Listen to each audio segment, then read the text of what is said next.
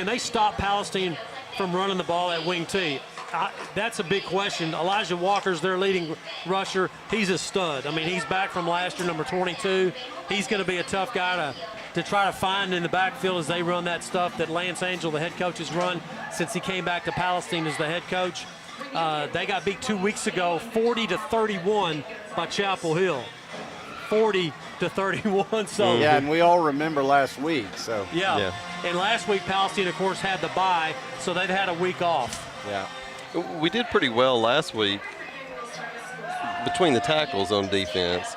It seemed like it was the outsides where we struggled, and so it could be the same thing tonight. But hopefully, kind of build a wall in the middle there and shut the tackle box area down so that maybe we can limit them. So. Yeah, Coach Holman pulled up, I think, one JV player at defensive tackle, and the rest is just everybody's got to come together and fill the gaps. And you'll see some new starters out there tonight on defense. And what a night to come back and start your first game on the varsity when you're playing this wing T offense, which, guys, I mean, that is the hardest offense to prepare for because nobody does it. Nobody else never is see using it. You don't see it. Yeah. And so, yeah. Yeah, and so you had to get your first assignment and say, go out there and figure this thing out. But, that's going to be the difference is which one of these defenses can step up and make some stops. You kind of, you jokingly talked about the defensive struggle that it was last year. And, we've been talking this week, just looking at these two teams on paper, that's kind of what you sort of expect tonight is another shootout. And so, hopefully Jacksonville is the one that, the team that gets the upper hand defensively, but somebody's going to have to make some stops. They are, and I think for Jacksonville to stay in the game, this is, we say it every week, and Coach Holman, he mentions it, I think, on Smoke Signals in a moment, but one turnover. One. Yep, still. I mean, through the first 7 games, you've got one turnover in your defense. They've dropped a couple of interceptions. They haven't gotten a few fumbles that hit the ground. Is tonight the night when Jacksonville can get some turnovers on the defense and help their offense? We'll see. I don't know. Yeah, every extra possession helps. I mean, there we go again, broken record. But yeah, Jacksonville needs to be able to force the issue on defense, and yeah, that's just a number you don't expect to see in week 8, guys, as you come in and with that big of a, so is it negative 10 now? -13. Negative 13. Yes, it's minus 13 on the takeaway ratio. So the ratio not pretty for Jacksonville, unfortunately. No, it is not. And again, I think that's one of those things that, and I was going to bring this up before we head out of here. I get out of here. Unbelievably, Jacksonville still controls their own destiny here. Yeah. Okay, so with the makeup of the district, you win these last 3 games, then you're going to make the playoffs. And people are like doing the old Dick Vermeil playoff. No, is it not Dick Vermeil? Jim Mora. Jim Mora, thank you. Yep. Playoffs, yes. I'm throwing it out there. Y'all can throw stuff at me, but hey, there's always hope. I'm always looking. I mean, the Rangers are in the American League Championship Series, okay? That's right. Things happen. What do you think, You Aaron? don't know. Matt just dreaming here. Crazier things I have like happened. the optimism. Eternal Yes.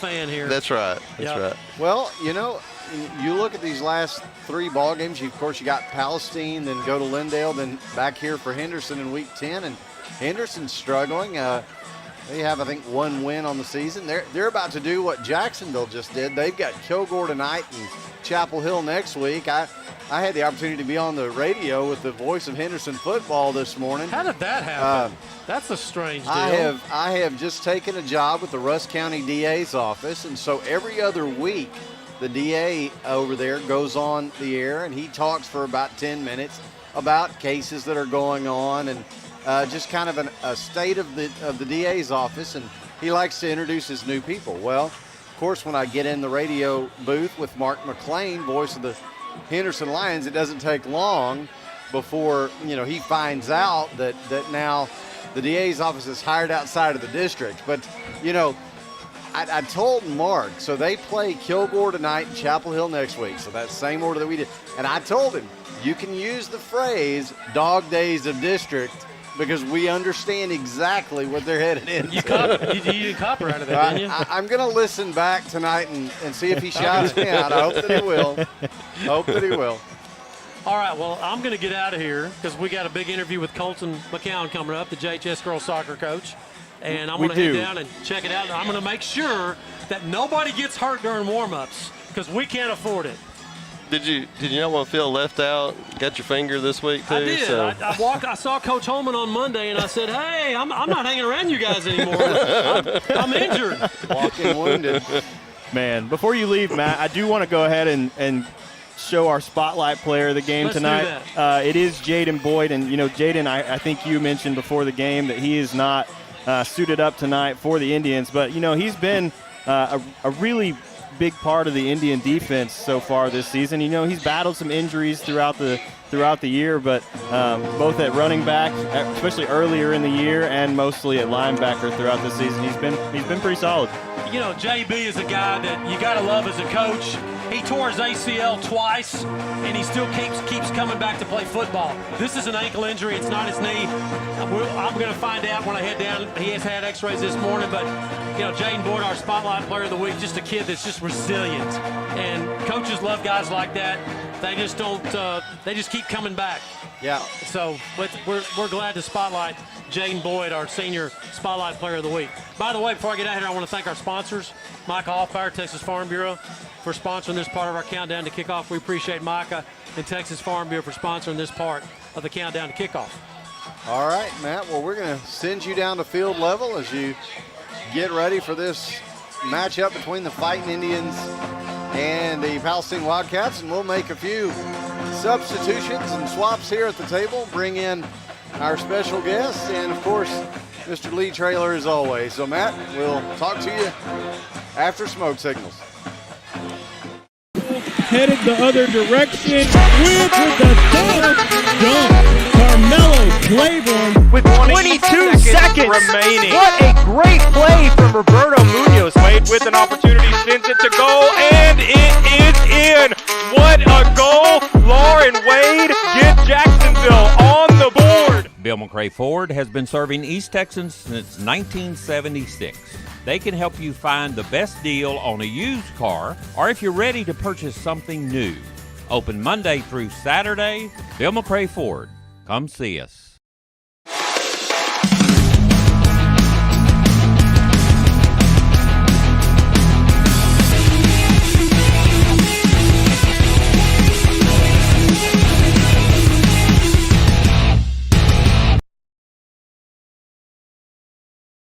Since 1953, Hubert Glass Oil has been serving East Texans the finest automotive fuels and lubricants.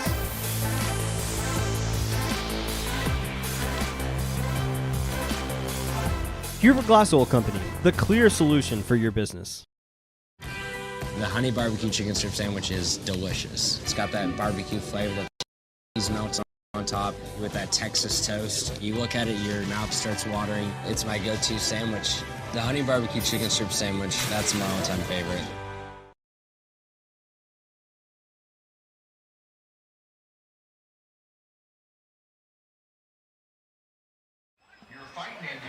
Welcome back to the Tomato Bowl as we continue to count down here to this Week 8 matchup between the Fighting Indians of Jacksonville and the Palestine Wildcats. We are happy to be joined at this time on the countdown to kickoff by JHS head girls soccer coach. That's the head coach of the Fighting Maidens, Colton Macau. And Colton, a JHS grad, class of 2008. And he also played soccer, played football, ran track as well, I believe, Coach. Is that right? Yeah, all 4 years. Stayed super busy, yeah. So, yeah, back now leading the Maidens. And, Ryan, I know you wanted to kind of get to be the one to kind of relive the last season, the historic season that they had. So I'll let you ask Coach about it. Yeah, Colton, last year was a banner year for JHS soccer. Both the girls and both the boys and girls programs went as far as they've ever gone in the playoffs. Your team made it to the regional semifinals last year, which is 4 rounds deep in the playoffs. Looking back on that team and what they accomplished, what are your thoughts on that group of players? Yeah, that year was super special for the program, for myself. That's the first time that our school's ever been that far in playoffs. It's the first time that I've, as a coach, ever been to the regional tournament. So it was just a special all-around year for us. I think it came from a couple things. We stressed all year about just building positive relationships with the team. Soccer's a long season. There's a grind. It can get emotional at times, and so we put a big focus on building good relationships with each other. And these girls love to work. It's impressive. I've caught them off guard a couple times where I'd be in the office for whatever reason after school, and they're getting ready for practice, and they don't know I'm there, but they're like sprinting through the hallway, sprinting into the locker room, getting dressed, sprinting to the field because they just love to work. They can't wait to get on the field. Yeah, and that's great to hear. And, Colton, even given the success of last year's team, you look at a team that goes 4 rounds deep and you think, well, that's got to be an upperclassman heavy team, but that team had a lot of youth. You got some really significant contributions from some of your freshmen and your sophomores. Some names that come to mind: Emily Barrera, Lauren Wade, Jewel McCullough, among others. What does it mean to you to be able to bring back so much talent, so much experience from a team that's already gone that deep? And what do you think that's going to mean for this season? Yeah, we have an expectation to win. We know, looking from previous results, that we have faith in the future it's going to be good because we can look at our past results. These girls know what it takes to be successful. They're willing to put in the work, and then we were winning in 5A even before we bumped down, and even last year we had a 3-1 win against Longview, who was like the 5A district champs. We also had wins against Longview and Lufkin and Pine Tree, who were 2 and 3 in their district. And so, our girls have a high expectation, but you would never know it talking to them. They're not cocky. They're just confident. They love what they do, and they put the work in to achieve that high level. That's great. In addition to your returning players, because you do have such a young team, there is an exceptional group of freshmen this year. What are your thoughts about this year's 9th grade class? It actually worked out perfect. We lost 3 starters last year, 2 to graduation, 1 to an ACL. And in the 5th period right now, we have 3 freshmen that play the same position as those 3 players: a forward, a holding mid, and a center back. And so we have those freshmen coming in, but those girls that we lost, they also rotated with players last year. So we had players to fill in that role, and then some quality freshmen as well. So the ball's going to keep rolling. Like we're in pick up right where we left off. Awesome. Well, I have an important question. I know we've talked about your soccer program, and certainly that's a very positive thing for our school. But I would like to ask about a particular moment in your past. I have it on good authority that while playing football at Jacksonville High School, you returned a blocked extra point attempt all the way 100 yards for 2 points. I know the viewers at home are thanking you for this question. I mean, this is what they're here for. I'm giving you an opportunity to relive that moment of glory, maybe bring our viewers along with you for the ride. Absolutely. So I love my good friends for setting me up for this one.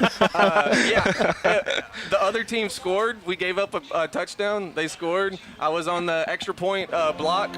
Somebody else went in and blocked it, and the ball just bounced up, hit me in the face mask, and I caught it. And I was pretty quick in high school, so I just took it down the sidelines. Well, the only 2 points I scored in varsity football. Well, Colton, I know that they say luck is when preparation meets opportunity. So that's right. You were, absolutely. You were ready to go. The best part was everybody's like, "You scored a touchdown! You scored a touchdown!" I was like, "No, that wasn't a field goal. That was an extra point. It was only 2 points." That's right. Yeah. Well, circling back to your soccer squad for this year, of course, looking at district, you're going to be dealing with the same district opponents. You got Crockett, you got Diboll, Hudson, Madisonville in there, Palestine, Trinity, and Westwood. Of course, Jacksonville, the class of the district, Palestine up there as well. In fact, I think last year it was that you handed Palestine their only district loss of the year, if I recall. And can you give our viewers an idea about your thoughts for the district and how it's shaping up this year, and specifically Palestine, because obviously that's going to be another, a barn burner, so to speak, when those two get together. Absolutely. Fitting that we're playing Palestine tonight, actually. Yeah. But, so Palestine's always going to be a tough game. They have a very strong soccer culture over there. You can see the success that their boys have had. Their girls are also a very talented team. They work hard. They're scrappy, super talented. But I think we're going to be ready. I always try to build the hardest schedule I can find. I don't like looking for cupcake games. We're actually, Salina will be our first official game of the season. Wow. You know, they're the ones who knocked us out of playoffs. Yeah. So, we don't want to be surprised when we go into it at playoffs. We think we'll see them again in the regional tournament, or at least that's what we're preparing for. So we'll see them the first game. I mentioned we played, several other top 5As in the area. Another team that we scheduled was Hallsville, who made it 3 rounds deep in 5A, and we didn't play them last year. And so, felt like our resume was incomplete. I want to be the best team in the area. Yeah. Well, to be the best, you got to beat the best. Absolutely. Right? Absolutely. Yeah. All right. So lastly, for any of our viewers who are watching tonight, tuned in for Fighting Indian football, for any of our viewers that are not yet soccer fans, why should they come out to the Tomato Bowl, and why should they watch on our live streams as we bring you Maiden Soccer this year? They should watch on the live streams because these live streams are fantastic. I wanted to be on record and tell y'all how awesome y'all do. Well, thank you. We the appreciate fact that that. last year in the second round of playoffs, we played in Longview, which was an hour plus away. The boys played away. I can't remember where they played. It was over an hour away. And both of those away games were not only live streamed, but they also had announcers and infos and graphics. That was fantastic to be able to, before our game, watch the boys play. The fact that these games are live streamed, that's phenomenal. One of the benefits of COVID, I guess, but that was not even an idea to think that when I was in high school, not that long ago, that we'd watch our games on TV. So the fact that y'all broadcast them is reason enough as it is. But I do want to, so thank y'all for promoting our kids in that way. That's fantastic. I know soccer kind of has a reputation for it's low scoring, it's not as exciting, and I want to jump in that board and say, if you don't have a team that you're rooting for, it's like they're just kind of playing with the ball and kicking back and forth. It's not really scoring. But when you're invested and you go, I'm rooting for Jacksonville and I want them to score, and they might only score once, and it might be the other team. There's a lot of emotions wrapped up into it when you have a team that you're rooting for. So watch and support us. And I can absolutely attest to this. I know Ryan can as well. Exciting is the perfect word to describe both boys and girls soccer in Jacksonville. Watching those games, and I've watched a lot of them, both here and on the road the last few years. It is so incredibly exciting to watch. So if you've not watched soccer in our community, please come out. Please watch on the live stream. Please come out and watch them in person. It's an incredibly fun time, and it's an incredibly strong program, both for the girls and for the boys. Yeah, really something that Jacksonville can be proud of, and we just hope the community will continue to get around you guys, both the boys and the girls programs. And we're glad to be able to give you a platform here. I appreciate it. This is awesome. I love having a chance to brag on the girls. Our girls are fantastic. I just wanted to say, to kind of give a glimpse of just the level of commitment they have. Yesterday, we were in 10 90-yard sprints, but I was working with the keepers. The players were by themselves. And, I take a glimpse every once in a while. They're sprinting all out the whole time. Yeah. I'm not even over that. We had our manager who was timing them and giving their times. And so our girls are fantastic, work their tails off, and they definitely, deserve all the accolades and all the attention they can get for sure. Yeah. So really awesome. Y'all. It's really cool. That's great to hear. Well, Coach Colton Macau, we're glad to have you. Thank you for stopping by, spending some time with us, and we look forward to Fighting Maiden Soccer coming up here. First game in November or early December? The first practice is Monday after Thanksgiving, so we start our first game 2 weeks after that. So all right, mark it on the calendar, and if you can't be here, of course, tune in to JISD Live, and we'll bring you all the action. I do have a question. Is that Salina game? Is it planned to be here, or are y'all playing in Salina? Or has that even been set in stone yet? We got it set. So the girls, we're playing there in Salina, 3.5 hours away. The girls were like, why are we going all the way there? I said, well, when you play the 2-time defending champs, you do whatever they ask of you. But we want a chance to go see what we got. Yeah, absolutely. That's Sounds awesome. great. That's really cool. Colton, thanks for stopping by. We appreciate it. Absolutely. All right. Thank y'all. Jacksonville Maidens head coach Colton Macau, and now, as you can hear, the Fighting Indian band behind me getting cranked up. They are ready to go. They are ready to go. We are going to send it to Smoke Signals and hear from head coach Jason Holman. Smoke Signals, of course, brought to you by our friends at All Smiles Dentistry. Dr. Folden, Dr. Westbrook, Dr. Stocks, and their dental team at All Smiles provide a wide range of dental services. This includes cleanings, fillings, crowns, bridges, implants, and cosmetic dental care. Call and schedule your appointment at 903-586-0741.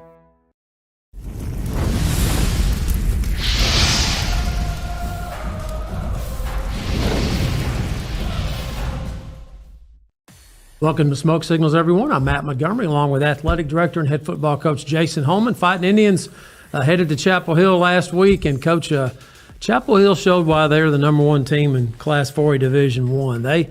They have a lot of speed, but I will say this. They have some issues defensively because your offense really did a nice job scoring, special teams did, but, boy, they just had so many weapons offensively. Yeah, quite a few, and really good speed. We weren't successful in keeping them from getting outside and getting to the perimeter, and that's what hurt us.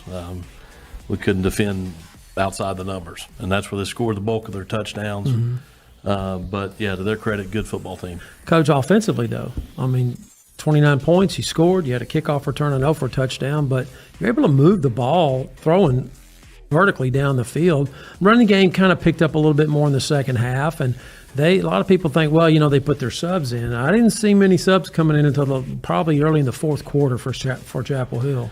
Yeah, and Jermaine got loose early on. We scored the first touchdown of the game with him. Got behind him in the secondary and scored, and that was kind of we were able to do that several times throughout the course of the night. And then we had a big kickoff return by Rendarius Searles that also led to the scoring too.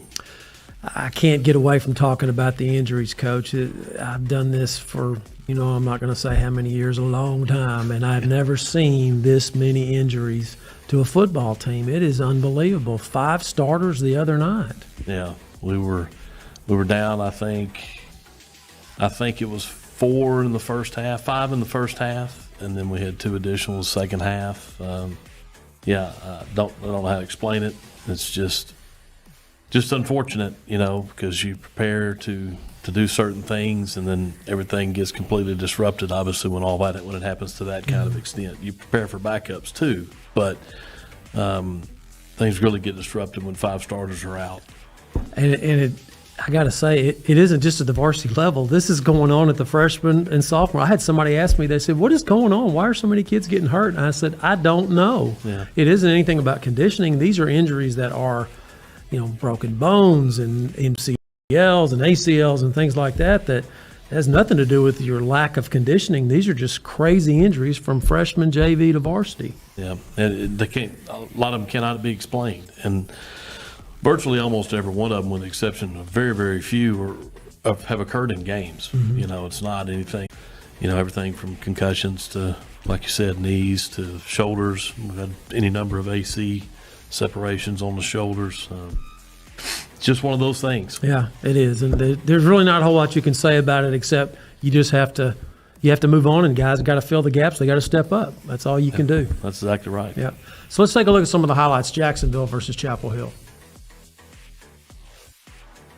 Here's a good push by the defensive line. Jordan and Reese get the loss on the tackle. Good play, good tackle. Good job keeping him corralled in that play. This is the first score of the game, 85 yards, Brady to Jermaine. Yeah, so it's a good route by Jermaine, just got over the top and made a great catch, and, of course, good finish, typical Jermaine fashion right there. Here's a second connection to Jermaine from 49.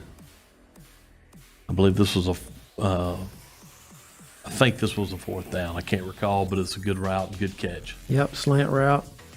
And here's Nemo doing a nice job getting the pass break up here on the shot down by Chapel Hill. Yeah, that was one thing they had shown. They've been able to get on top of people and make some big plays in the passing game. I thought for the most part we did a pretty good job. I thought DK had a pick 6 here. That was right before the half, I think. And here's that great kickoff return by the freshman Rendarius Searles from 60. Yeah, it's a good job by Jermaine getting up there and leading through and getting a big block and springing him, and then Rendarius does the rest. And here's Rendarius on a 16-yard run toward the Chapel Hill goal line. Yeah, good job, good bounce, and then just speed gets him down to the 1-yard line.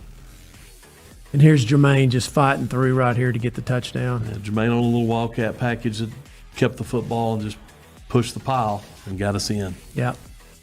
So, Coach, just a tough game. Let's move on. You got Palestine coming in this week, and Palestine's a team that is their contender. I mean, they've played some pretty good football. Chapel Hill beat them 40-31 a couple of weeks ago. They had the bye week last week, did the Wildcats, and they're coming into the Tomato Bowl with a pretty talented football team. Sure. And, their scheme offensively, 3 yards in a cloud of dust, so to speak, can really do numbers on you by them keeping the ball. We've got to make good on possessions, and we've got to limit their possessions and not give them any additional. I think that's a big key to the game. And we may need to steal a possession or two by getting some turnovers ourselves or, trying something on them, if given the opportunity. And then defensively, they fly around, they tackle well, they're active. But I really feel good about our chances of being able to move the ball on them. So defensively, Palestine, well, offensive and defensive, they've been massive up front for the last few years on their own. How does Jacksonville match up size-wise to the Lions? Well, I mean, they're big. They're big up front. They've got a good old line. Of course, it's nothing we haven't seen this year in terms of size. We've pretty well been outmatched in terms of size all year long. But they're big and physical up front. We just got to come to play. We're capable of going toe-to-toe with them and keeping the line of scrimmage in check. I don't think that's going to be a problem, as much as all the misdirection that they do in their wing tee scheme, which is designed to get you chasing ghosts, and then they pop you with something because you didn't read your keys. So the discipline aspect and fitting and, just understanding that it's going to be a physical grinded out type of game. They're going to gain some yards, but we've got to get some stops, and then we get a third down. We got to make good on it and get off the field. Of course, Lance Angel, when he came back to Palestine, he put in that wing tee and started kind of seeing maybe get away from it last year because they had a different style quarterback. So they're still running the wing tee. But like you said, they can pop you deep if you don't pay attention. Yeah, they'll throw the ball deep some. They'll try to sneak a little fade on you here and there. They'll run some sprint out game. But, make no bones about it, they're going to run the football. Yeah.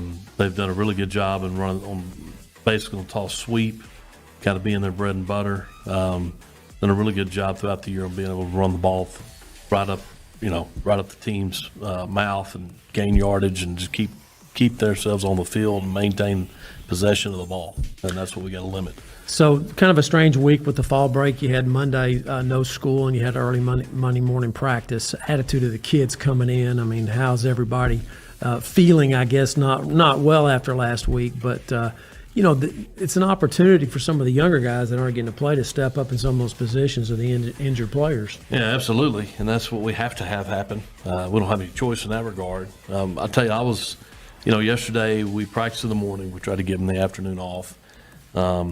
I was pleased with those that could practice and that were there. I thought we had a really good workout, and I think they're locked into what's coming this week. We're not licking our wounds over last Friday. I think we're beyond that. I think we're ready to move on with this week, and everybody seemed to be locked into what we were teaching and what we were doing.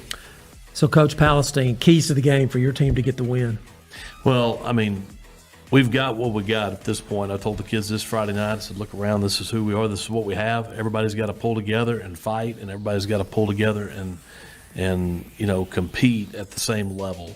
What we have is not a whole lot of depth, but what we have is enough. If we'll compete, we'll give teams a good game with an opportunity to win football games. So, we're going to have kids step up both ways. We're going to have kids step up in the kicking game. There are no excuses at this point. Everybody, I made a point to one player the other day. I said, everybody's tired. Everybody's having to play. They were talking about being tired on a particular phase of the kicking game, but everybody's tired. That's no excuse. Yeah. So we just really got to draw together, and I think there's an opportunity for that. I think there's, when you look at our situation, there is some strength in knowing that you have who you have, and everybody's just got to buy in and play hard together, and that's what I'm hoping comes forth this weekend or this Friday. Well, it's one of the oldest rivalries in East Texas, Jacksonville versus Palestine. We'll kick it off at 7:30 at Tomato Bowl. For head coach Jason Holman, I'm Matt Montgomery. We'll see you next time right here on Smoke Signals.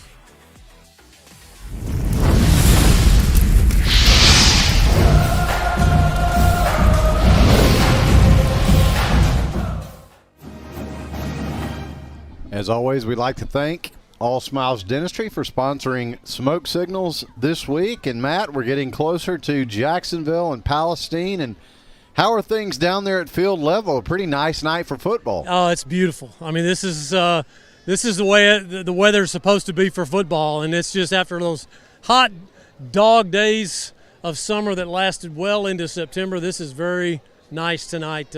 Got a little cool front came in, so it ought to be in the upper 60s by the end of the game, but a little bit of breeze, so it's very nice. Of course, October is Breast Cancer Awareness Month, so there's a lot of pink at Tomato Bowl tonight. You got you had the Little Indians just run out, and now you have the Little Cheer. Is that what they call that? I don't know. Everything's Lil, L-I-L. Right. You know?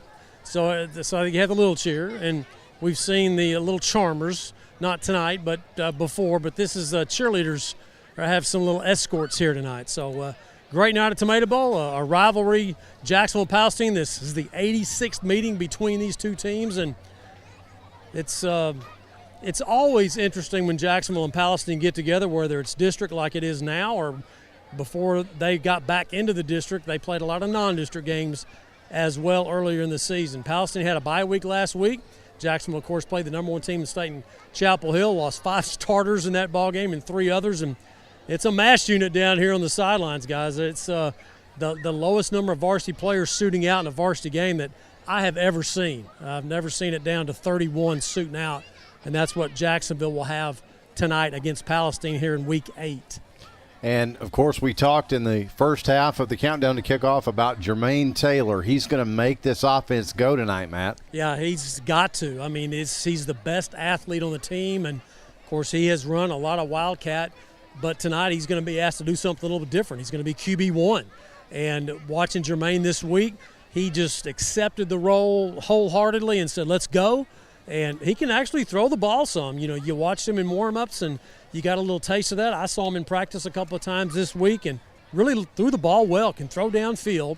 I mean, it's not the tightest spiral in the world, but, hey, when you're back down to your best athlete who's not actually a quarterback, that's the thing that Jason Holman and offensive coordinator Jason McClendon are so pleased about, is that you do have a guy that you can put in there that has the athleticism to throw the ball a decent throw the ball down the field just a little bit. I don't think that's what Jacksonville wants to do. They'd like to run the zone read with Jermaine.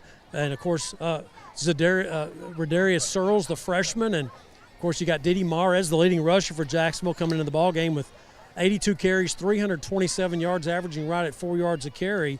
But Jacksonville only has 5 rushing touchdowns in 2023. So running the football between the 20s has been nice, but they've just been unable to really pop a lot of touchdowns running the ball. Tonight they need that. Yeah, and Matt, they may need 4 or 5 rushing touchdowns tonight. We talked about last year's shootout between these two and how important defense is going to be, but this could be a high-scoring contest. Well, it could. And, you know, when you think about in the last few years when Jacksonville and Palestine have played, you've got the 2019 game where Chris Carpenter set the all-time record until Devin McCune broke it as far as pass catches in a ball game over at Palestine, and I think he was the player of the week in the state of Texas that week. And then you got, of course, Devin McCune breaking the record last year against Palestine, and that's how all those points were scored in those ball games. Tonight, your leading receiver, Jermaine Taylor, is not going to be a receiver. 35 catches, 676 yards, averaging 19 yards a catch. Jermaine's a guy that with 7 touchdown catches, man, that's one of your dudes catching the football.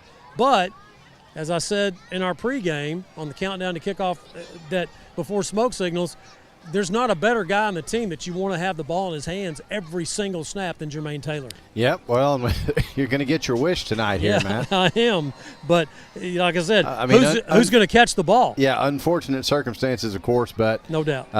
Jermaine is ready to go, and he's had a good week of practice. And we can also report, I think, that everything went well as could be hoped for with Brady McCowan. Is that right? Yes, he had surgery last Friday night, Dr. Parrish, on that wrist, and a great prognosis. He should be able to play basketball. He's one of the key varsity basketball players coming back for Mark Alexander this year. He should be back by early December. So had to put a plate in his wrist, but he's doing okay. And as talked to Jaden Boyd, he got a good report today. Just had a high ankle sprain. Jaden said after the bye next week that Jacksonville will have, he will be back for Lindale. So that'll be good, and hopefully Jacksonville can get some other guys back. They will not get Reese Hicks back for the rest of the year. He is out as well. So, there's another starter on that defensive side of the ball where some guys are just going to have to step up. Yeah, and with Reese, too, I mean, that was one of those unfortunate things because, when Brady goes down, maybe your first thought is, Reese obviously transferred in here from Frankston where he was a quarterback, and it might have been that he was, could have filled that slot, but unfortunately, injury bug got him as well. Yep, it did. Same ball game too, so that's kind of strange. But this is a Palestine team with that wing T that they will just gouge you. 2 weeks ago, they played Chapel Hill to a 40-31 score. They lost that game to the number one team in the state. But, when you think about last week's game with Jacksonville and Chapel Hill, and then you think about tonight, I mean, Jacksonville's got a tough road to hoe to keep Palestine from scoring a lot of points because they can do that. They can hide the ball. They can keep it from you. But, one thing Jacksonville's going to really have to watch tonight, it's going to be an intense physical football game against your rival. Palestine had numerous personal fouls in their game against Chapel Hill. And, of course, we saw Chapel Hill last week, and they will talk a good game down there. So a lot of mental, emotional talking goes on during football games, and you've got to keep your cool. That's why I'm bringing that up.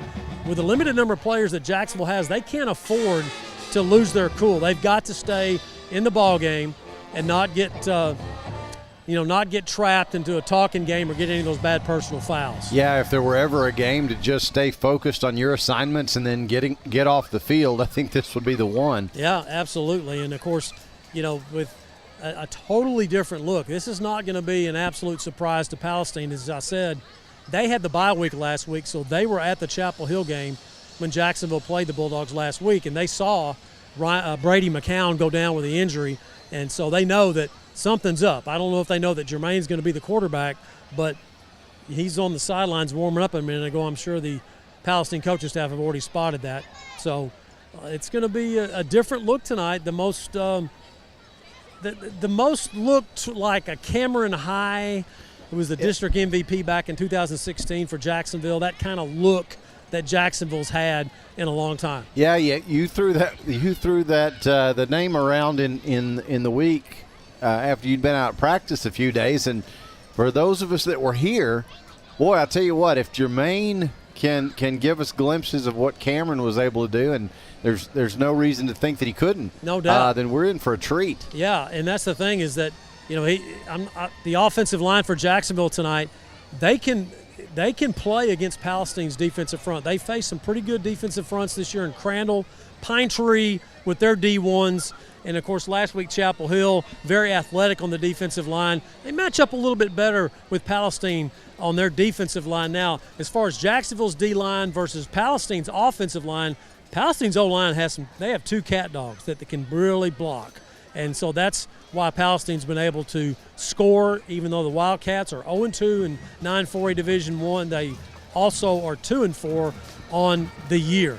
So they have a potent offense. The Wildcats now coming out of their run through. Jacksonville now getting ready to come out of theirs.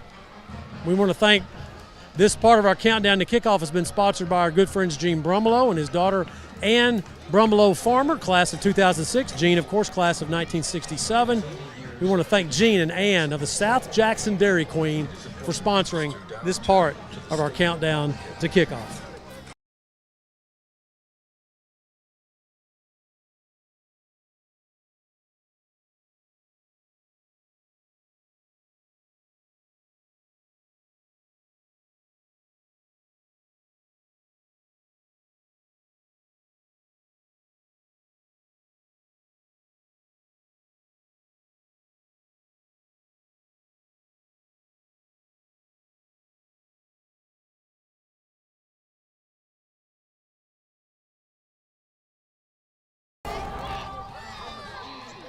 I never get tired of that. Here comes the Tribe.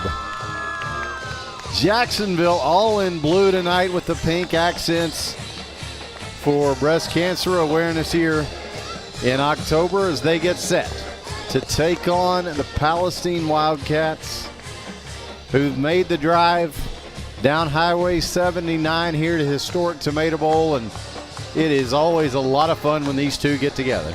And this is a big game for Palestine. I know Jacksonville, we talked about it earlier before smoke signals, that Jacksonville controls their own destiny, and so does Palestine. I mean, they don't have a district win. Jacksonville doesn't have a district win. You win your last three, and then you're in based on the teams that you're playing. I know Jacksonville controls their own destiny.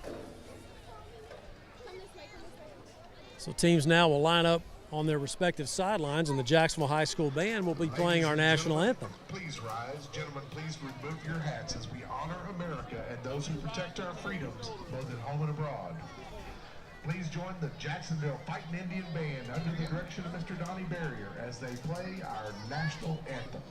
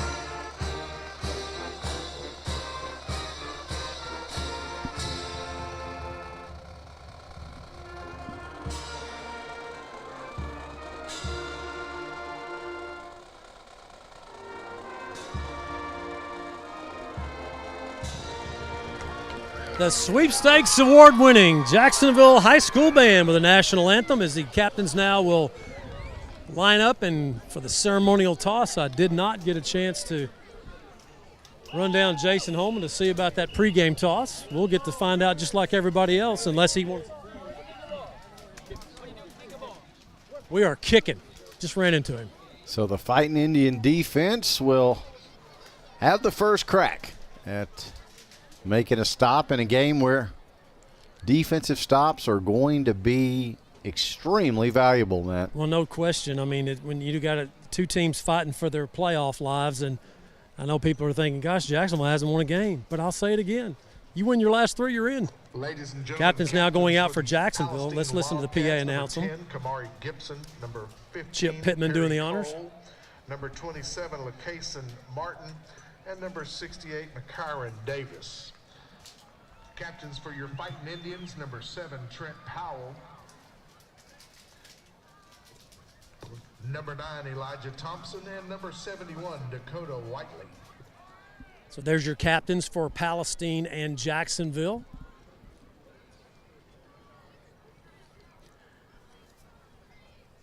This series was going back and forth, Aaron, over the years, tied. It was 38-38, 39-38, and then 39 again, and tied. And in the last few years, Palestine has kind of jumped out. They got the three-game lead, 42-39, but there's been 3 ties. One of the longest rivalries, or I should say a team that has played the most times against Jacksonville is Palestine and Henderson, who Jacksonville will see here at Tomato Bowl in 2 weeks, or actually 3 weeks, because next week Jacksonville has the bye. So the toss is done. We are about ready to go. Glad you're with us here on JISDlive.com. Jacksonville will be kicking off from the south end zone, going north, as the flags appropriately tonight at half-mast based on what's going on over in Israel. Prayers for that situation. There's the flag not blowing much, Aaron, and there was a wind earlier. Now it's kind of died down a little bit, so very pleasant conditions. Just what you want to play football in. Spurlock and Kamari Gibson, also known as Noopy, was here as a sophomore for Jacksonville last 2 years, playing for Palestine. Scored on a punt return last year for Palestine, and he was sitting back behind the bench last week talking to a lot of the Jacksonville players. Everybody knows Noopy because he grew up here. So Jacksonville set. Ball is teed up by Jesus Nunez. Has had a pretty good year kicking the ball. With your play-by-play, here's Aaron Swink. Nunez's kick is in the air to the near side, fielded by the up man, and now Indians converge, make the tackle at about the 40. That's where the Wildcats will take over. So I'm looking for the quarterback, I believe, is Coit Cooper. As statistics this year, guys, has been really challenging. You just can't find them. You know, you could go on newspaper websites and find stuff. Now you got to have a subscription to everything, so you can't find anything. So sorry, we don't. I just know Elijah Walker's their leading rusher, and he is a cat dog. So getting set to go, it is the sophomore Coit Cooper at quarterback for the Wildcats.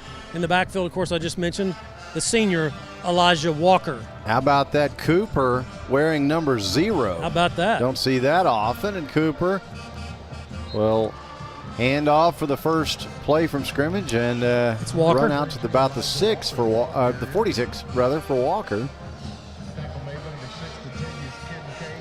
DK in on the first tackle. Latavius Kincaid for the Fighting Indians. So now gain of about 4. Call it 2nd and 6. Yeah, it's 2nd and 6. Yeah, that's right. So you'll see a lot of motion. This Palestine gotta seal the edge. Pitch play to the right side and a burst all the way down to the Fighting Indian 25. And you're going to get a penalty on Nemo for a tackle around the nape of the neck. Personal foul as Walker took the pitch. And boy, Aaron, it's been a while since Jacksonville has sealed the edge like on those stretch plays like that. Wasn't designed as a stretch, but Walker got to the outside, and just like Chapel Hill burned Jacksonville so bad last week. Well, and of course, like you said, Palestine was at the game last week, and we're able to see where Chapel Hill had success. Yeah, and they're exploiting it. So it's half the distance to the goal. That'll push it down to the Jacksonville 17. So right between the 17 and the 18. Penalties have been a problem for Jacksonville as well, guys, besides turnovers. Not getting them on defense. So 2 backs in the backfield behind Cooper. Tight end to the left side, pitch left side. Lots of blocks out there. Walker. And a burst for Walker down inside the 5. He'll get all the way to the Fighting Indian 4. Walker's just such a downhill runner, and of course last year he got a lot of yards in that game as a junior. And this is what Palestine wants to do. They're just going to go mono and just run right at your throat. So 2nd down at the Jacksonville 4. So you're just going to see this very similar look all night long. Handoff left side. Touchdown Wildcats. John Denman. Check that. Crawford. It's Ty Crawford, the senior, getting the call from 4 yards out, and just like that, in less than 2 minutes, Palestine scores. And so now the extra point attempt will be coming up. Extra points brought to you by our friends at Neighbors Coffee here in downtown Jacksonville. So the kicker has that jersey pulled all the way up with no number. You see that? Yeah. I can't even see who it is. Oh, Jacksonville jumps. Jacksonville jumps. A flag flies. Yeah. 11, thank you. Number 11, yep. Cash Hernandez, the senior. So now Palestine, after the offsides penalty on Jacksonville, the Wildcats are going to bring their offense back onto the field, and they're going to go for 2. It's because the ball's going to be moved half the distance to the 1.5. So already 2 penalties for Jacksonville in the first 2 minutes. Got to have discipline, got to hold your water, got to watch the ball. So we'll see if Jacksonville can make the stop here. As the handoff goes straight ahead. Walker. And Walker's in for the 2-point conversion. So just like that, the Wildcats strike. 10-19 to go first quarter. The score now, Palestine 8, Jacksonville nothing. We'll take a short break and come back. This is Fighting Indian Football on JISD Live. Gene Brumlow, class of 66, and his daughter Ann Farmer proudly support Jacksonville athletics. Come on over to the South Jackson Dairy Queen and get one of their world-famous blizzards. Dairy Queen, where happy tastes good. Tonight's game statistics are sponsored by Randy Gorham, CPA. Randy Gorham, CPA, the source for your accounting and income tax needs since 1984. Since 2004, Legends Old Time Burger Cafe has been the home of Jacksonville's best old-fashioned hamburgers. Hand-battered chicken strips, chicken fried steak, fries, and onion rings are the best around. Legends, home of Jacksonville's best old-fashioned hamburger. Welcome back to the historic Tomato Bowl. Just about a minute and a half gone here. Palestine leading by a score of 8-0.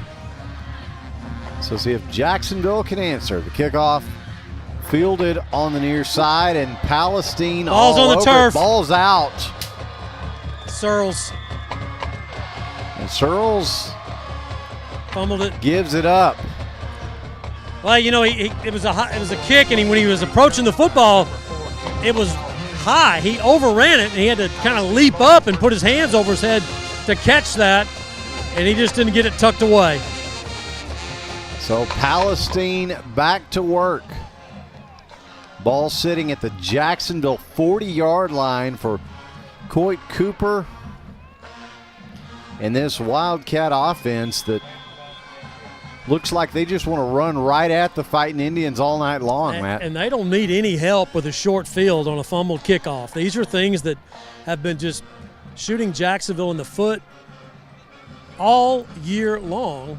Those kinds of plays where they just make mistakes and give the team other team an opportunity, like right here. So now shotgun look as Cooper's going to put one up deep on the left side. One-on-one over there, incomplete. Looking for Noopy. Amari Cooper for Palestine, the senior. Incomplete. Datavius Kincaid. DK with a nice defensive play right there, getting over the top, knocking the ball down. So he's got a tackle and a pass breakup early, does DK. Yep. 2nd and 10. That's that shot downfield Jason Holman said in smoke signals that you'll see Palestine do every now and then. Other than that, this is what you're going to see. The toss left. You got to stop him. He's gone. Can he be forced out of bounds at least? And that may be, yeah, that's the saving grace there. But he is barely forced out of bounds, Matt. But again, just a gashing run. Man, there was absolutely nobody home for Jacksonville off that left tackle. I mean, it was just completely caved in by the Palestine offensive line and no linebacker help at all. Nemo saves the touchdown for Jacksonville, knocks him out at the Jacksonville 11. So back to the wing tee look, the left side pitch. This time, Jacksonville able to stay home and contain pretty well as Crawford makes his way to about the 8. Kincaid makes the tackle for Jacksonville, and that time the Fighting Indians get to the edge, and Gaskin, the linebacker, gets out there and turns it back in, but not before Crawford picks up 3, 2nd and 7. The Wildcats can get a first down at the Jacksonville 1.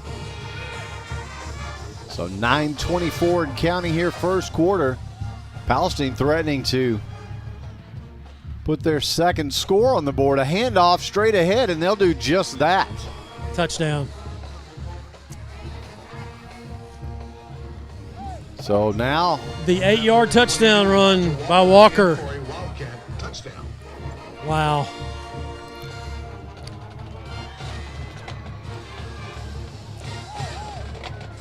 I just this could be a really long night for Jacksonville defensively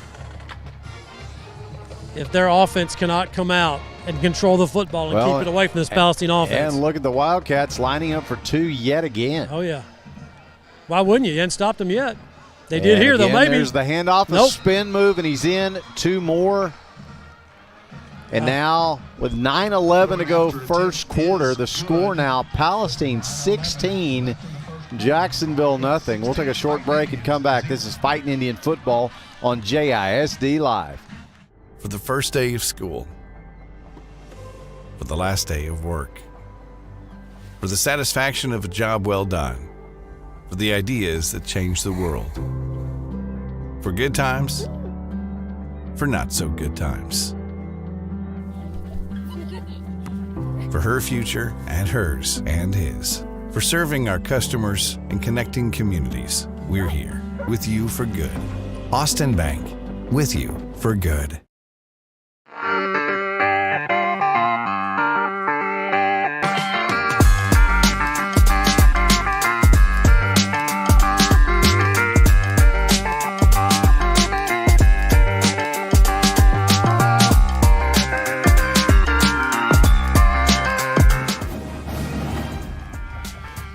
And we're back live here at the historic Tomato Bowl.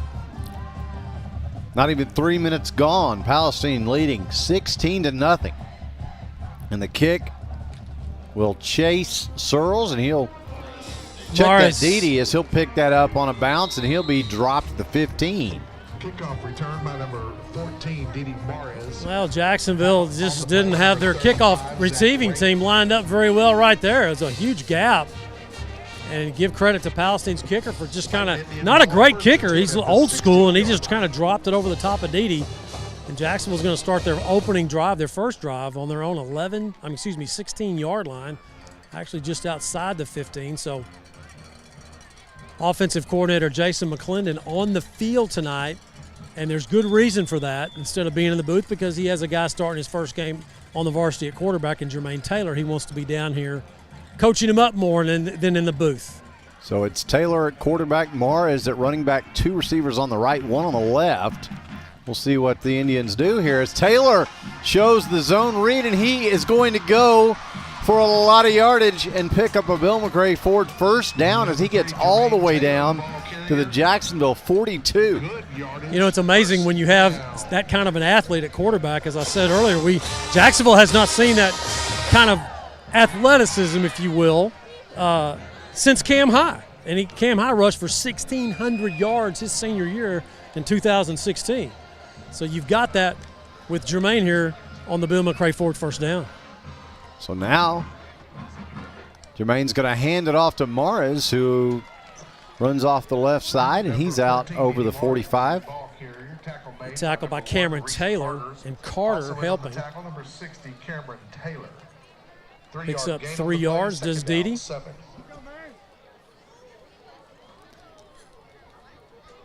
So the Indians, ball sitting at their own 46, trying to get into Palestine territory on this first drive, and Jermaine keeps it up the middle for a few. Number 3, Jermaine Taylor, the ball carrier. Tackle made by number 15, Perry. Taylor will get a couple right there as he keeps the handoff for the zone read, and Jermaine's doing a lot of running here, coming over, talking to offensive coordinator Jason McClendon on every single play. Yeah, so far he has. I've noticed that. But that's okay, because you're running the play clock. You want to run it down. It's the same scenario, but just run your offense. You got the cat in the backfield.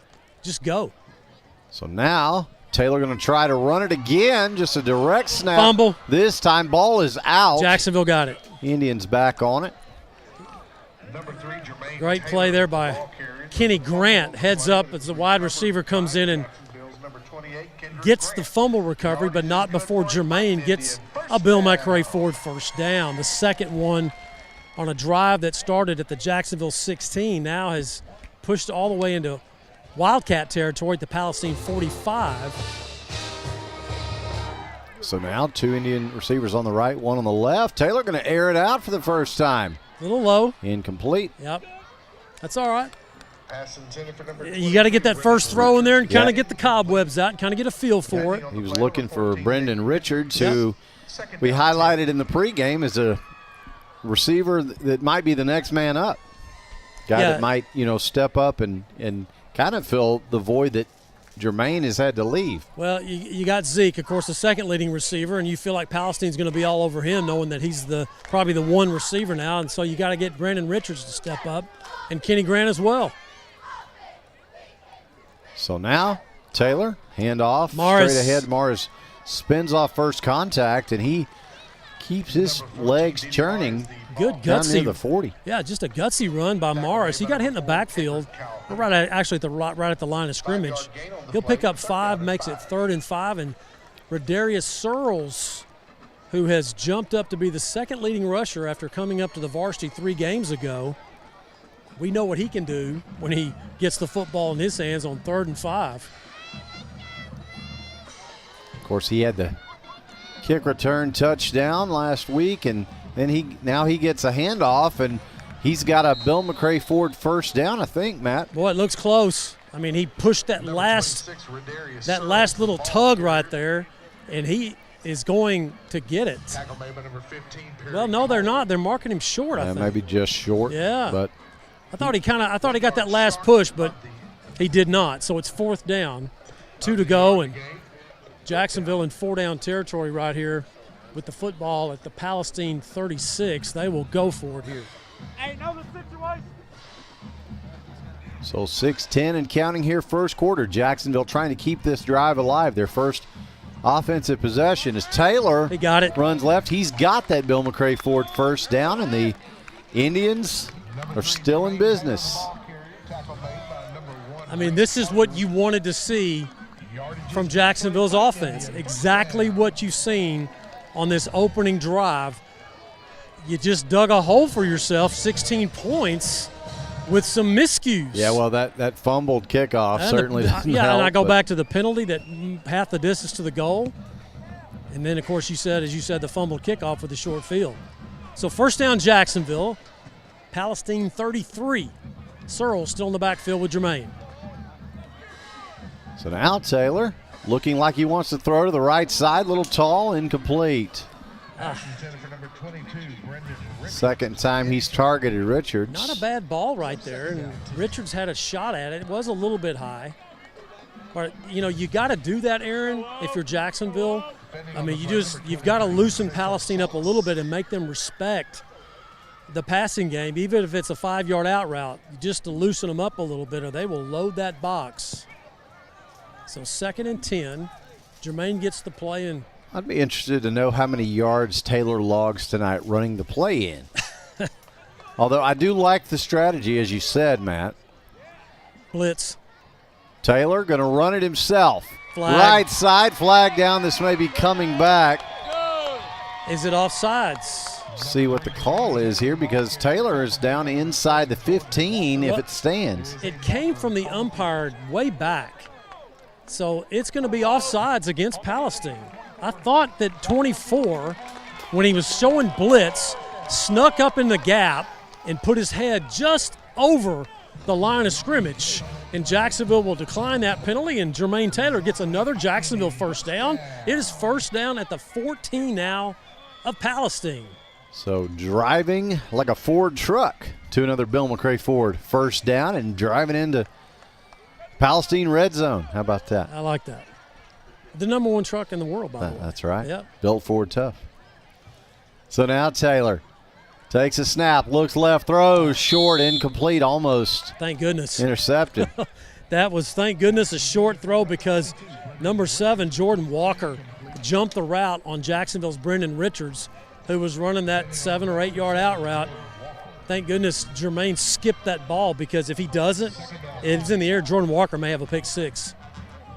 2nd and 10 on the incompletion.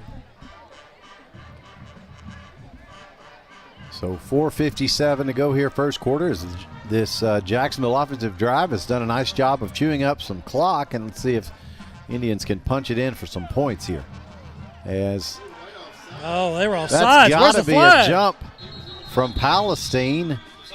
No flag. Yeah, I mean, I heard Todd saying offsides. That looked more offsides than the other one they did call. Flag down on the far side, Matt. That did come in late. Woo, I was wondering. Number 1, that's his second offsides penalty. I checked that. That's his first. Reese Hargers. The previous penalty was on Donovan Bell. So that'll give Jacksonville those 5 yards back, or give them 5 yards, I should say. Keep it down, second down. Moves it inside the Palestine 10 to the 9.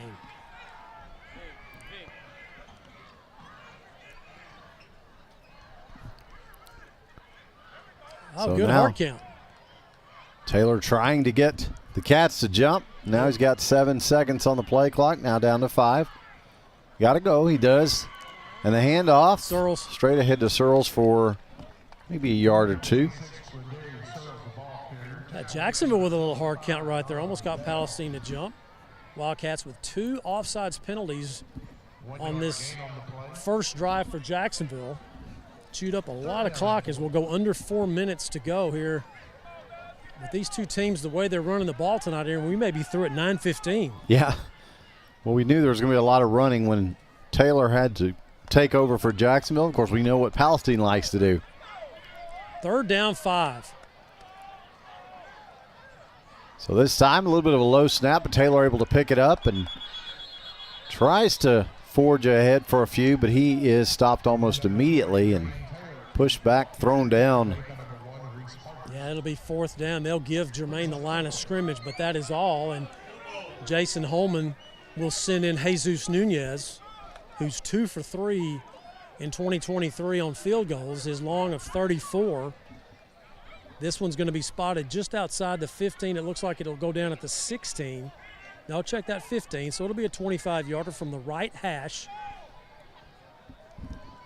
So Alex Para will snap. The holder, Trevor Arrington. Snap is good. The hold is good. The kick on the way. And it is good as well. So 2:52 to go here now in the first quarter. The score, Palestine 16, Jacksonville 3. We'll take a short break and come back for more Fighting Indian football here on JISD Live. Headed the other direction with the dunk. Carmelo Claiborne with 22 seconds remaining. What a great play from Roberto Munoz. Wade with an opportunity, sends it to goal, and it is in. What a goal. Lauren Wade gets Jacksonville on the board. Dr. Darwin Dar and his staff at Dar Chiropractic specialize in family chiropractic care, exercise rehab, digital x-rays, nutrition and weight loss programs, decompression, and chiropractic wellness care. Located down the street from the Tomato Bowl, Dar Chiropractic. They can help you feel better. Our one-of-a-kind mushroom Swiss burger is back. And now it's an all-time favorite. You're going to love this burger. That au jus sauce on top. The creamy au jus sauce. Every bite's perfect. It's not just a mushroom Swiss burger, it's a Whataburger mushroom Swiss burger. And we're back live here at the historic Tomato Bowl, where the Fighting Indians, after a nice drive, have gotten onto the board with a Fighting Indian scoring drive summary. We'll bring in Todd Travis. Todd? It was a 14-play drive, covered 76 yards, finishing with a field goal, making the score 16-3. Yeah, nice to get the 3 points, but man, when you're, the way Palestine's running the ball, you can't get field goals. You've got to get some touchdowns. Look at this onside kick. You got it. Left side.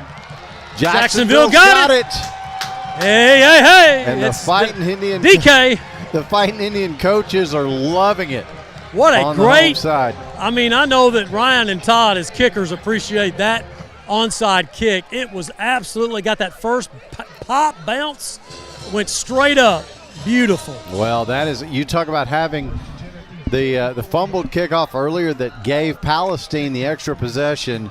Boy, it was huge to get one back. Jacksonville's second turnover. They will definitely take it and keep that ball away from Palestine's offense and try to keep the momentum going on that field goal drive they had just a moment ago. So Jacksonville back to work, this time from the Palestine 46. As Taylor going to fake a handoff, keep it himself, and Taylor into the second level, and he's got another Bill McRae Ford first down. Just a great read that time by Jermaine Taylor. You know, for somebody that hasn't played quarterback, he clearly has watched a lot of zone reads on television, college games, and watched the guys how they do it. But he's looking like Vince Young tonight, man. I mean, that was a nice pull. He had Brendan Richards in motion, and instead of handing it to him, he saw that defensive end crash, so he pulls it and goes around the edge for the first down.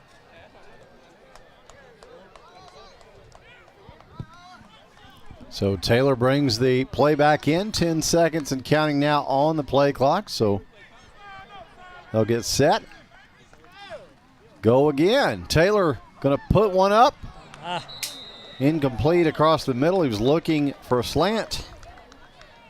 Yeah, just kind of short-armed it again, and you can tell that he is. It's a little different when you got the other team running at you than like in practice that I'm watching him and just throwing against the air, and guys are running routes, and man, he's whipping it around, throwing it well. But when you got another colored jersey coming at you, it's a little bit different feel getting in that throwing motions. He skips that one incomplete, 2nd and 10 now. So ball sitting at the Palestine 32. Jacksonville recovering the onside kick now with the extra possession, and this is Mars. A few for Dede.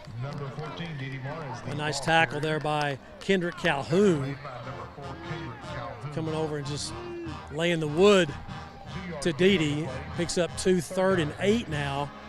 So you got to feel like Palestine will load the box here and force Jacksonville to try to throw the ball and get this first down. So 1:30 and counting here, first quarter, as Jacksonville certainly content to use play clock and keep the Palestine offense off the field, man. Well, Jacksonville is going to let Jermaine get a break right here, and they're going to run this clock down here. And Jason Holman just told the official we're going to call timeout. That'll be Jacksonville's first timeout. Yep, Jermaine over here on the near side, getting a breather, getting a much-needed drink of water. Let's take a break. And we'll take a short break. We'll come back. This is Fighting Indian Football on JISD Live. As ETMC joins the UT Health family, we're bringing a new vision of healthcare to East Texas, where the brightest minds in academics and medicine work together to treat the most complex health challenges and improve lives, where access to world-class medicine and cutting-edge technology will bring health, hope, and a brighter tomorrow. We are UT Health East Texas, advancing healthcare together. When life throws you a curveball, give it to the guy who can knock it out of the park. A high drive to right, sending Ludwig back. It's gone! Micah Hoffpower. Call Micah Hoffpower at Texas Farm Bureau for all of your life, auto, and home insurance needs. And we are back. 1:13 to go here in the first quarter. The Fighting Indians looking to capitalize on this extra possession, Matt. Well, they got 3rd down and 8 right here, and as you said, they got the onside kick. You don't want to waste that right here. Get that turnover back that they gave Palestine on the kickoff. So both teams kind of struggling with their special teams so far in this first quarter. So Jacksonville comes out of their timeout. 3rd down 8 from the Palestine 30. So 2 receivers on the right, 1 on the left. Offsides. For the Indians. Taylor under some pressure, and he'll go down. That's going to be offsides, Palestine. Wildcats getting 2 of them jumped, actually. They can take their pick on who they want to call that one on. So that make it 3rd and 3. A lot more makeable right here. That was Reese Hargers again. He's had 2 of them. Trouble. Yeah. So 3rd and a much more makeable 3 now with the ball spotted at the Palestine 25 for Jacksonville. Taylor has the play. Go under 1 minute here in this first quarter. And he'll hand it off to Morris, who got popped right at the line. Wow, Fighting Indians offensive line just not getting pushed at all. I mean, they are getting, Palestine is getting under the chin, and they are standing them straight up. It's no gain. Actually lost about 7 or 8 inches. It's fourth and we'll call it still 3. There's about a 4-second difference between the play clock and the game clock, so the Indians will need to snap it one more time. So 4th down.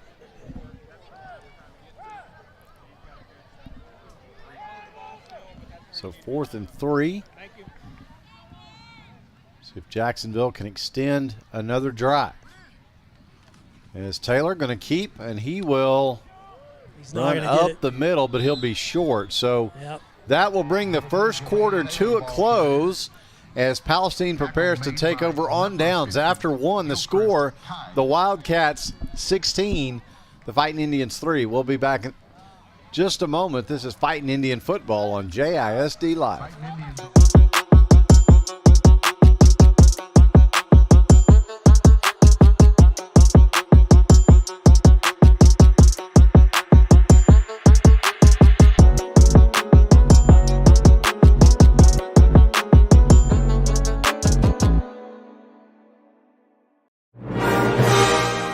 For the past 40 years, Swink Studio of Dance in Jacksonville has provided instruction in classical ballet, tap, jazz, hip-hop, and contemporary dance styles for students age 4 through high school. Select classes for adults and award-winning competition teams are also available. For more information or to enroll a student, contact the studio today and let's dance.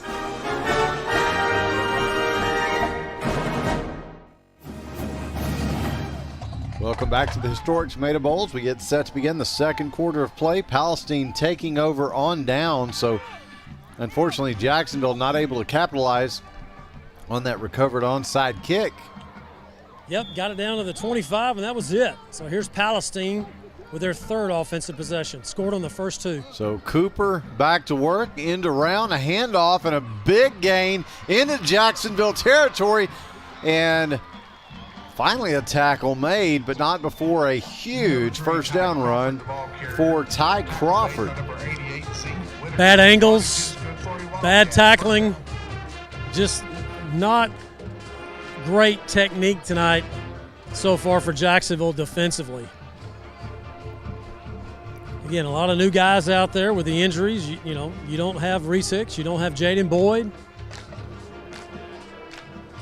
So ball sitting all the way down now at the Jacksonville 32-yard line as we've just gotten underway here in the second quarter. Handoff straight ahead now, bouncing it outside. Walker is Walker, and he's finally shoved out of bounds. Trent Powell with the tackle, but not before Walker rips off 17 or 18 yards right there for a Palestine first down. So the Wildcats 3 plays ago, they were at the their own 25.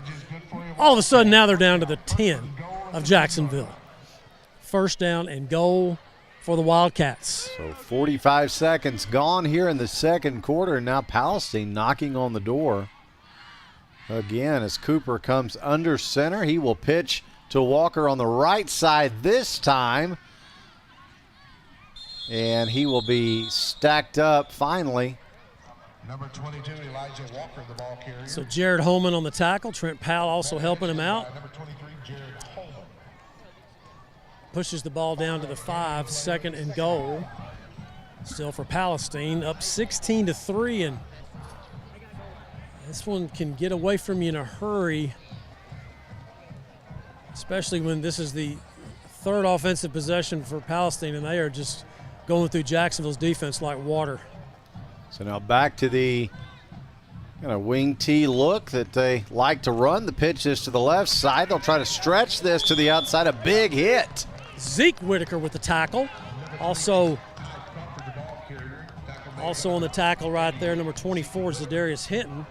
Whitaker. As Ty Lindsay will check in for Jacksonville at linebacker for the gas can. Yeah, sorry, man. I was just going to say, Whitaker did a really nice job of getting down the line there, and that's your early leader for the Dar Chiropractic Bone Crusher hit of the game. Yeah, just Lee Traylor just told me that goes on the list for Zeke right there with the pop. So 3rd and goal, a loss of 1 on the play at the Jacksonville 6. I like the way Lee thinks. Tell him I'm proud of him. Get a stop, tackle. And Jacksonville. He's in. Unable to make the stop as Ty Crawford with his second score. Yep, Crawford visits the end zone again, and just like that, it's now 22-3.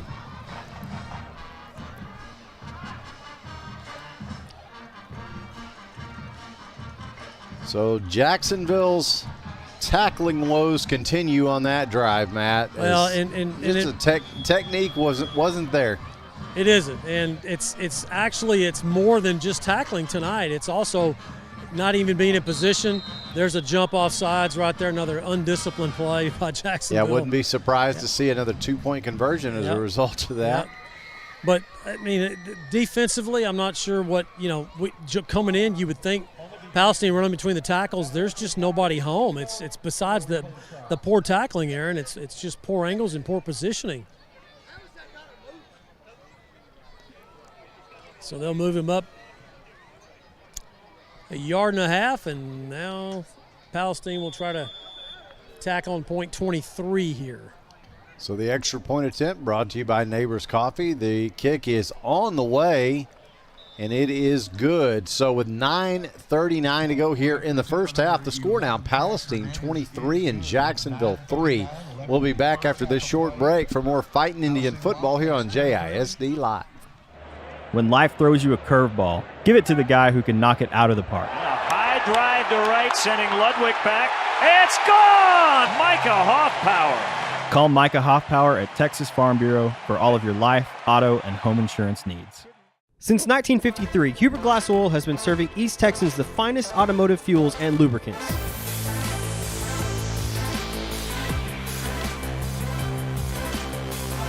Huber Glass Oil Company, the clear solution for your business.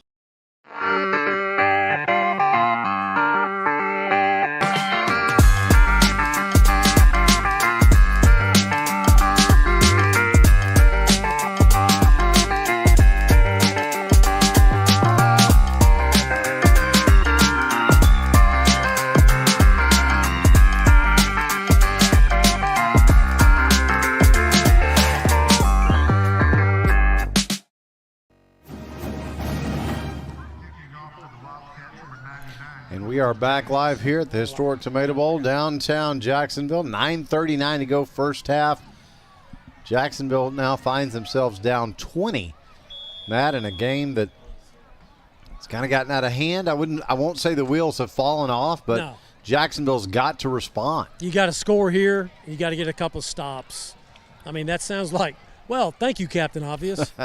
But 3 drives, 3 scores for Palestine. Just you got to stop them. That's as simple as that. Yeah, high kickoff, far side. Fielded cleanly this time by Searles, and there goes the freshman again. 2 touchdown returns in one season. Been back-to-back weeks, for that matter, for Redarius Searles. Oh, my goodness. 65 yards for the score. Wait a minute. 70. Wait, that's 65. He caught it to 35. Yep, 65 to go along with 65 last week. He just has a knack for finding the gap. I mean, there's guys that catch kickoffs and, boy, they just seem to run into people. He just has a knack for just finding that space and sliding through there and then just exploding, just using his speed. Fighting Indians on the board with a special teams touchdown, second week in a row. So now Jesus Nunez on to attempt the extra point, brought to you by our friends at Neighbors Coffee. The kick is on the way. Hey, let's go. And it is good. So 9:25 to go here first half. The score now, the Wildcats 23, the Fighting Indians 10. We'll be back after this short break for more Fighting Indian football on JISD Live. As ETMC joins the UT Health family, we're bringing a new vision of healthcare to East Texas, where the brightest minds in academics and medicine work together to treat the most complex health challenges and improve lives, where access to world-class medicine and cutting-edge technology will bring health, hope, and a brighter tomorrow. We are UT Health East Texas, advancing healthcare together. Dr. Darwin Dar and his staff at Dar Chiropractic specialize in family chiropractic care, exercise rehab, digital x-rays, nutrition and weight loss programs, decompression, and chiropractic wellness care. Located down the street from the Tomato Bowl, Dar Chiropractic. They can help you feel better. We are back live, and hey, Matt, you know I said Jacksonville needed to respond. Well, hey, how about that? You need to say that more often. Back-to-back weeks, Radarius Searles, the freshman, folks, with 65-yard kickoff returns for touchdown. You got to believe that Lindale and Henderson, when they watch these films of the Jacksonville game, they got another guy going to kick at the number 26. And so now Nunez with it teed up. He boots it deep. It's going to be dropped inside the 5. Let's see if the kickoff coverage team can get down there and make a tackle for Jacksonville. They do, and they will stick the Wildcats inside the 15. Now let's see if that kickoff return by Searles for the score can, get a little juice in this Jacksonville defense, because so far it has been subpar tonight, stopping the run for Jacksonville. Palestine has only put the ball in the air one time. It was incomplete deep. That took a shot. That was it. Ever since then, straight out running the ball, and it's been tough for Jacksonville to get any stops. So Palestine takes over from their own 14-yard line, 9:15 to go to halftime. If you're just joining us,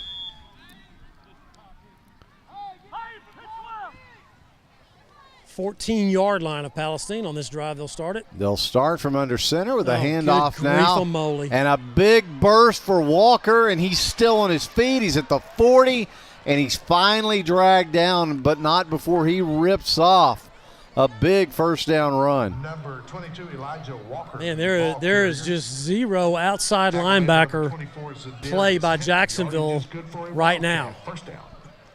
They're just going like, they're going toward the 5 gap, and then they bend that thing out to the 7, and it's off to the races. So all the way out now to the Palestine 41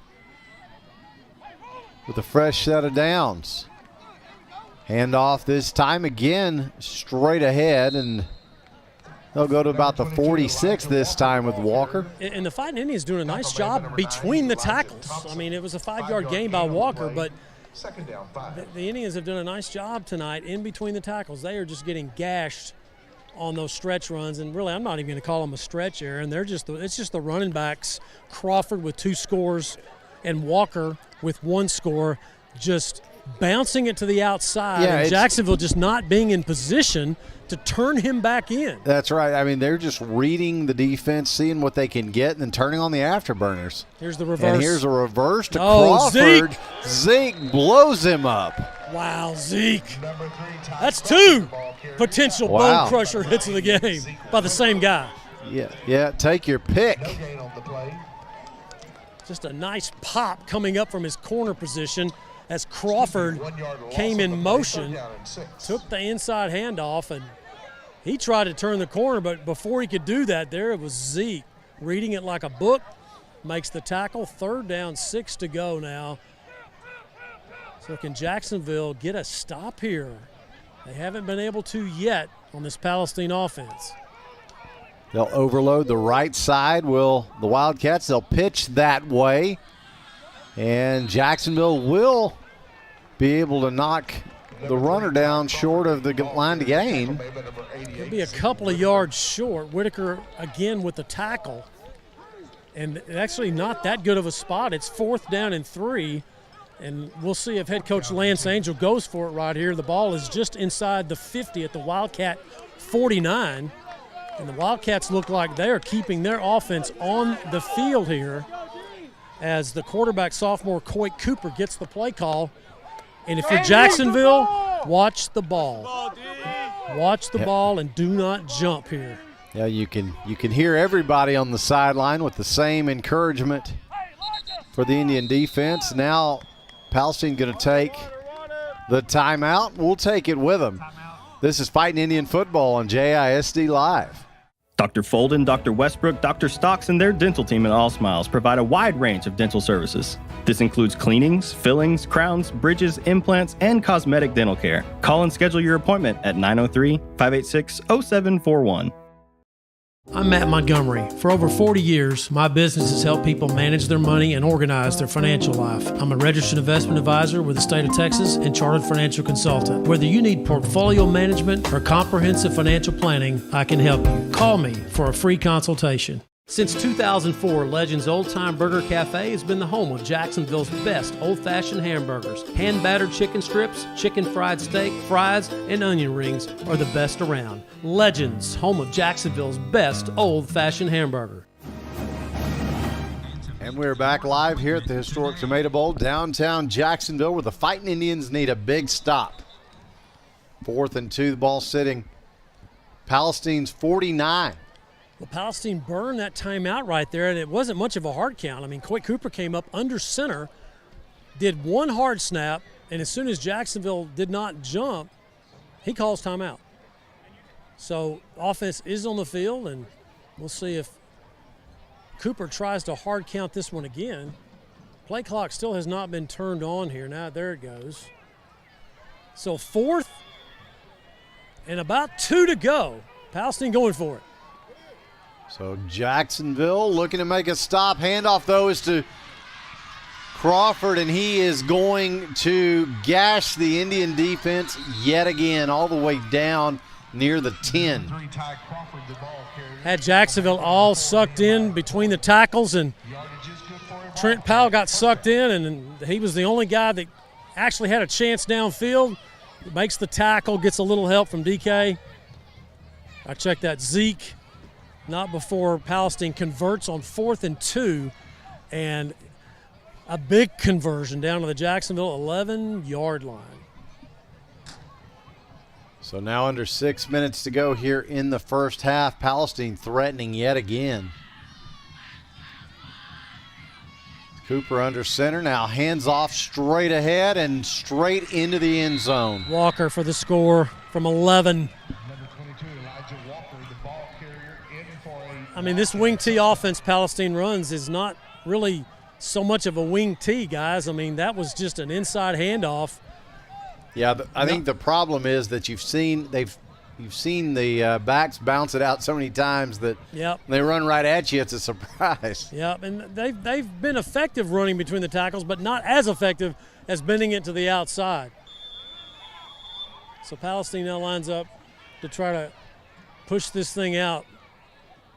So the extra point attempt brought to you by Neighbors Coffee is up, and it's good. So with 5:33 to go here in the first half, the score now Palestine 30, Jacksonville 10. We'll be back after this short break for more Fighting Indian football here on JISD Live. Gene Brumlow, class of 66, and his daughter Ann Farmer proudly support Jacksonville athletics. Come on over to the South Jackson Dairy Queen and get one of their world-famous blizzards. Dairy Queen, where happy tastes good.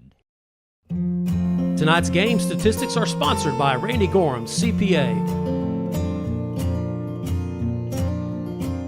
Randy Gorham, CPA, the source for your accounting and income tax needs since 1984. For the first day of school, for the last day of work, for the satisfaction of a job well done, for the ideas that change the world, for good times, for not so good times, for her future and hers and his, for serving our customers and connecting communities. We're here with you for good. Austin Bank, with you for good. Welcome back to the historic Tomato Bowl here in downtown Jacksonville as Palestine gets set to kick it off yet again to the Fighting Indians with a lead of 30-10. 89-yard drive there. Here's the kickoff. You got to go get that, Brendan. What are you doing? It's going to bounce at about the 10. Richards will pick it up on the second hop, and then he'll take it out just over the 25. We'll call it the Indian 26. So it turns out to be an all right return, but boy, that was just give the old man a heart attack over here in the sidelines. Just, I mean, just a little unorthodox to say the least. I mean, you know, kickoffs are not. That's an oblong ball. You really don't want to let it bounce in front of you, especially when it's only about the 12 or 13 yard line, because that thing could bounce and come right back into the other team. Comes out, okay, as you said, Aaron, Fighting Indians will get this at their own 26. And you have got to answer here. If you're Jacksonville, just stay within a couple scores going in at the half. If you can get one here, you're okay coming out in the second half because you get the ball to start. So Taylor back in the shotgun for the Indians. He'll put one up to the right side, and it's incomplete. So Taylor yet to complete a pass this evening. It's a good pass, man. Trevor, just got to catch it. I mean, that's a jugs machine catch, man. It's right there. You've got to pull that in. Stops the clock, 5:20. Boy, and just to flip that, you certainly don't want to go 3 and out here and give Palestine a chance to tack one on here for the half. So 2nd and 10 for Jacksonville. So there might have been a jump there. We'll see what Taylor can do on the ground. Not much. It looks like Palestine might have jumped. Maybe they got back. Yeah, not much of a gain there for Jacksonville. 3rd down. And Palestine is just rolling everybody up right here. They're just daring Jacksonville to throw the football. Again, no completions yet. But, you know, this is your first varsity football game at quarterback and with Jermaine Taylor here. And I think he's doing a heck of a job running this offense. He's kind of thrown a couple in the dirt, but had one drop right there. So 3rd down, 8 to go for Jacksonville. 4:37 and counting here in the first half. As you see, trips on the left side as Taylor completes his first pass of the ball game. He's going to get a first down. This one goes for the Bill McRae Ford first down. Jacksonville will pick up 10. Yeah, Dede just that underneath option. And he just got that ball away as the blitz was coming from Nick Hendricks off the edge. And, boy, Jermaine was calm as a cucumber. He just kept his feet. He didn't, shuffle his feet. He just kind of dropped it over the top to Dede, and Dede spins for the first down. That's huge. So Jacksonville gets a fresh set of downs. Ball sitting at the 38-yard line. This one tossed out to the left side, incomplete. Trying to get it out to looking Brendan. For Richards, and lucky that was forward because he almost went straight down the line with it, and that would have been a live ball. Yeah, and Brendan's got to recognize that he may need to turn around and get on that football. He just automatically assumed that was an incomplete pass. And, of course, again, this is the first time these guys are working with a new quarterback, and everybody had to get used to each other in a hurry on 3 practices before Friday night. So 2nd and 10 for Jacksonville now. Ball sitting at the Jacksonville 38-yard line now. Taylor going to call for a man in motion, and he'll fake the handoff, keep. A flag comes in. We have a hold maybe. There is a marker on the field. Or is it offsides again? They had a blitz call in the corner. Yeah, it's going to be offside against Palestine again.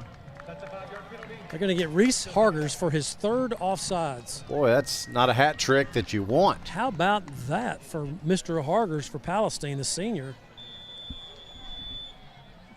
His 3rd offsides penalty in the first half. It gives Jacksonville 2nd down and 5 now.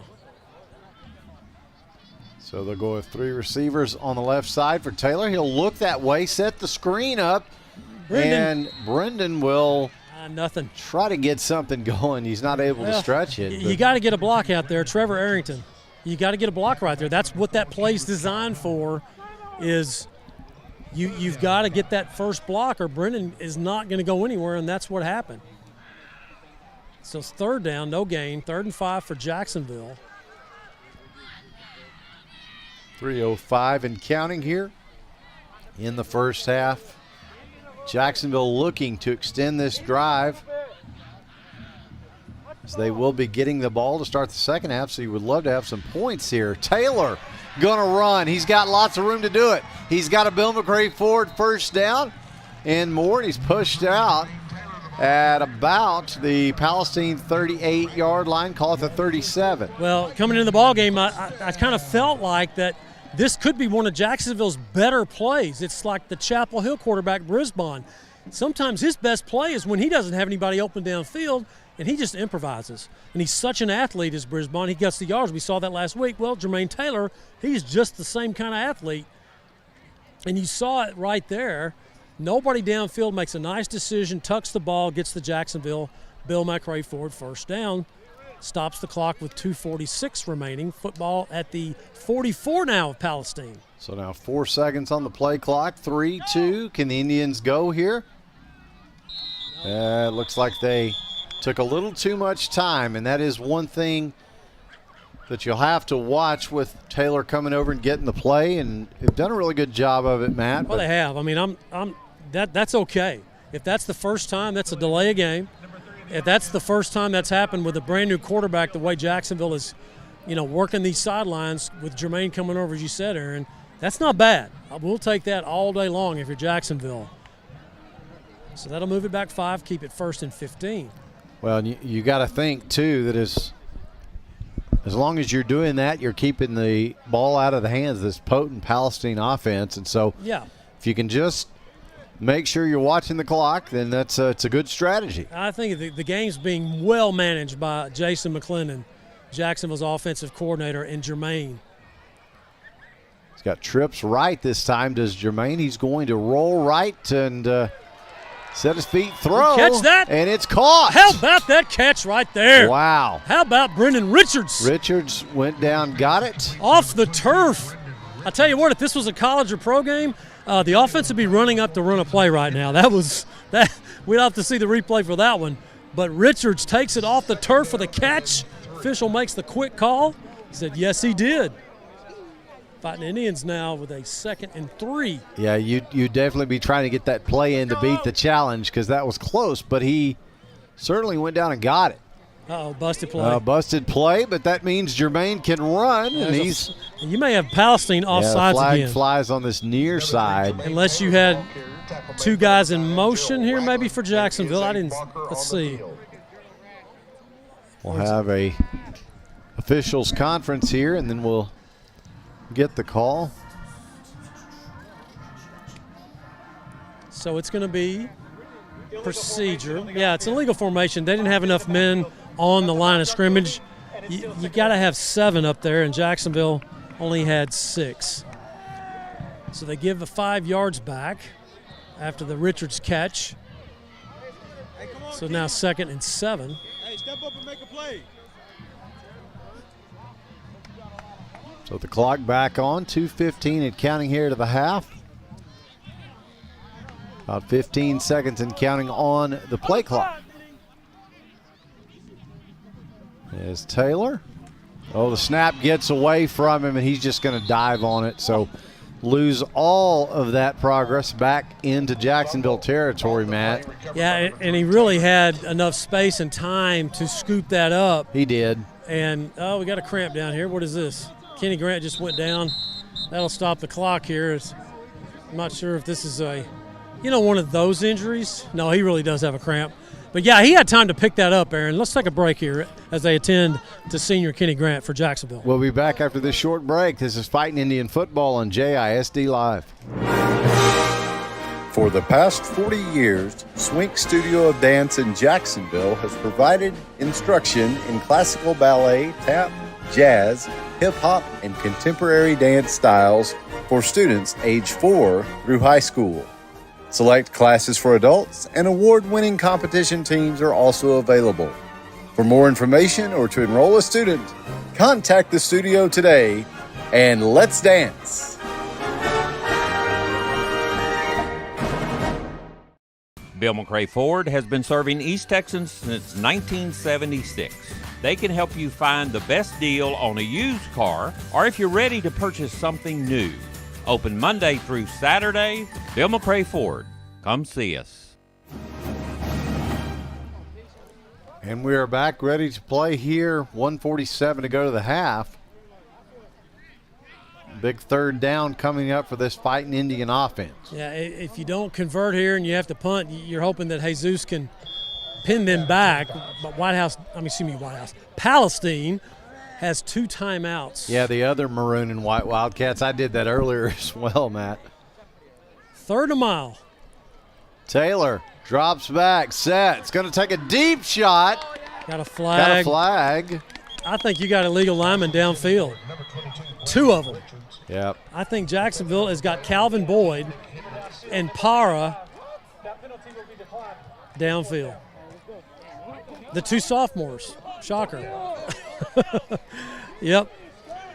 They were like 5 yards beyond the line of scrimmage when that ball was released. So Jesus Nunez will come in to punt it away, and as you said, Matt, he'll be looking to pin Palestine back deep.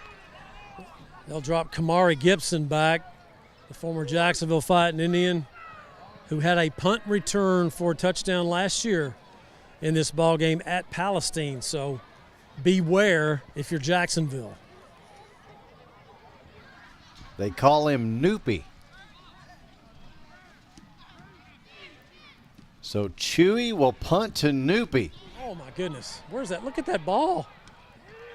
Well, that ball is fielded after a short punt by the up man. And that was the weirdest. Yeah, I don't think anybody was expecting that. That was a 1-iron. I mean, literally, when he kicked it, it immediately started dribbling down the field. Yeah. And it never got airborne. Ty Crawford came up with it. Well, he was doing the rugby style. He didn't run like he has when he got him blocked, but there was pressure on him, on Jesus, and the strangest punt I've ever seen. Now you give Palestine a short field here with 1:15 and 2 timeouts. It looks like me off the tee box. Oh. Just kind of, squib it down there. Taking a shot. So now Cooper going to roll to his left and see if he can put up a deep ball. He can. It's 1-on-1. It's incomplete. He almost caught that ball. Oh, man, nice job back deep by Nemo. Got over the top of Crawford coming out of the backfield. Just ran a straight go route as soon as he came out of the slot position, and Nemo knocks it down. 2nd and 10, stops the clock with 1:06. Stay with us. We'll have our All Smiles halftime interview with head coach Jason Holman of Jacksonville. Stats sponsored by Randy Gorham. Then we'll have the Jacksonville halftime show. 2nd and 10 now for Palestine. Cooper going to throw right. There's a screen set up over there this time, and they'll get a few out of it. Just a little scrum over there. Fighting Indians play it well. Tackle made by number 30, Michael Miles. Gets out of bounds, so that'll stop the clock. We have an injury.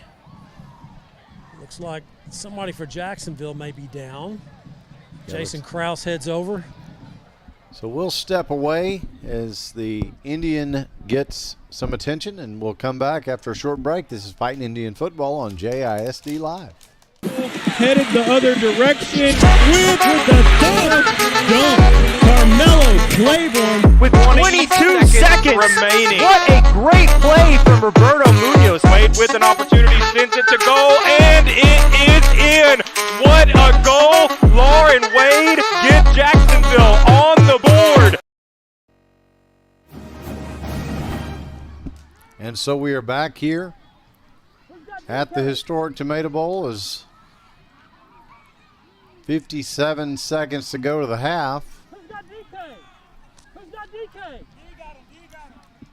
Jacksonville trailing Palestine by a score of 57 seconds to go. The score is 30-10.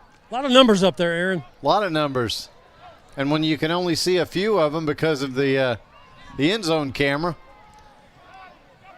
No excuses. Oh, my bad. Cooper throwing to his left side. He's got a completion, and he's got a first down. Sorry about that, Aaron. I got in the way of the side judge, and he knocked out my my receiver. So we're good down here.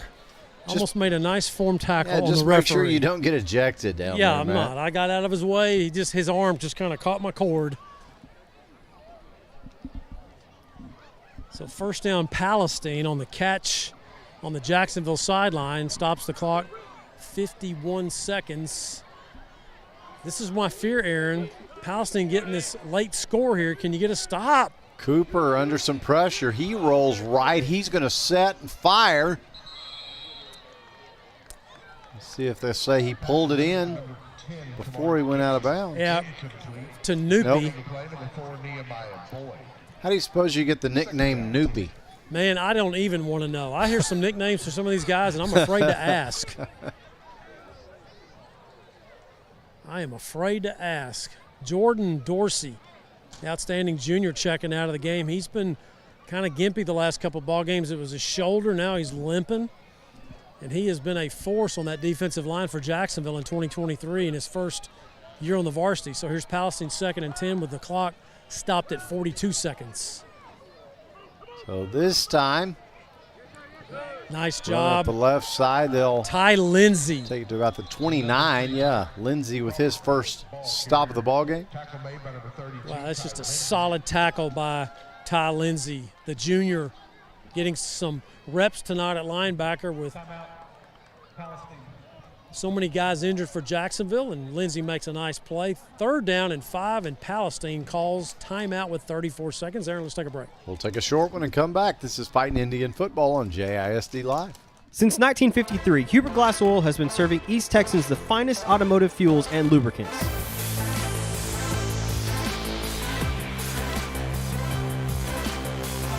Huber Glass Oil Company, the clear solution for your business. The honey barbecue chicken strip sandwich is delicious. It's got that barbecue flavor, the cheese melts on top with that Texas toast. You look at it, your mouth starts watering. It's my go-to sandwich. The honey barbecue chicken strip sandwich, that's my all-time favorite.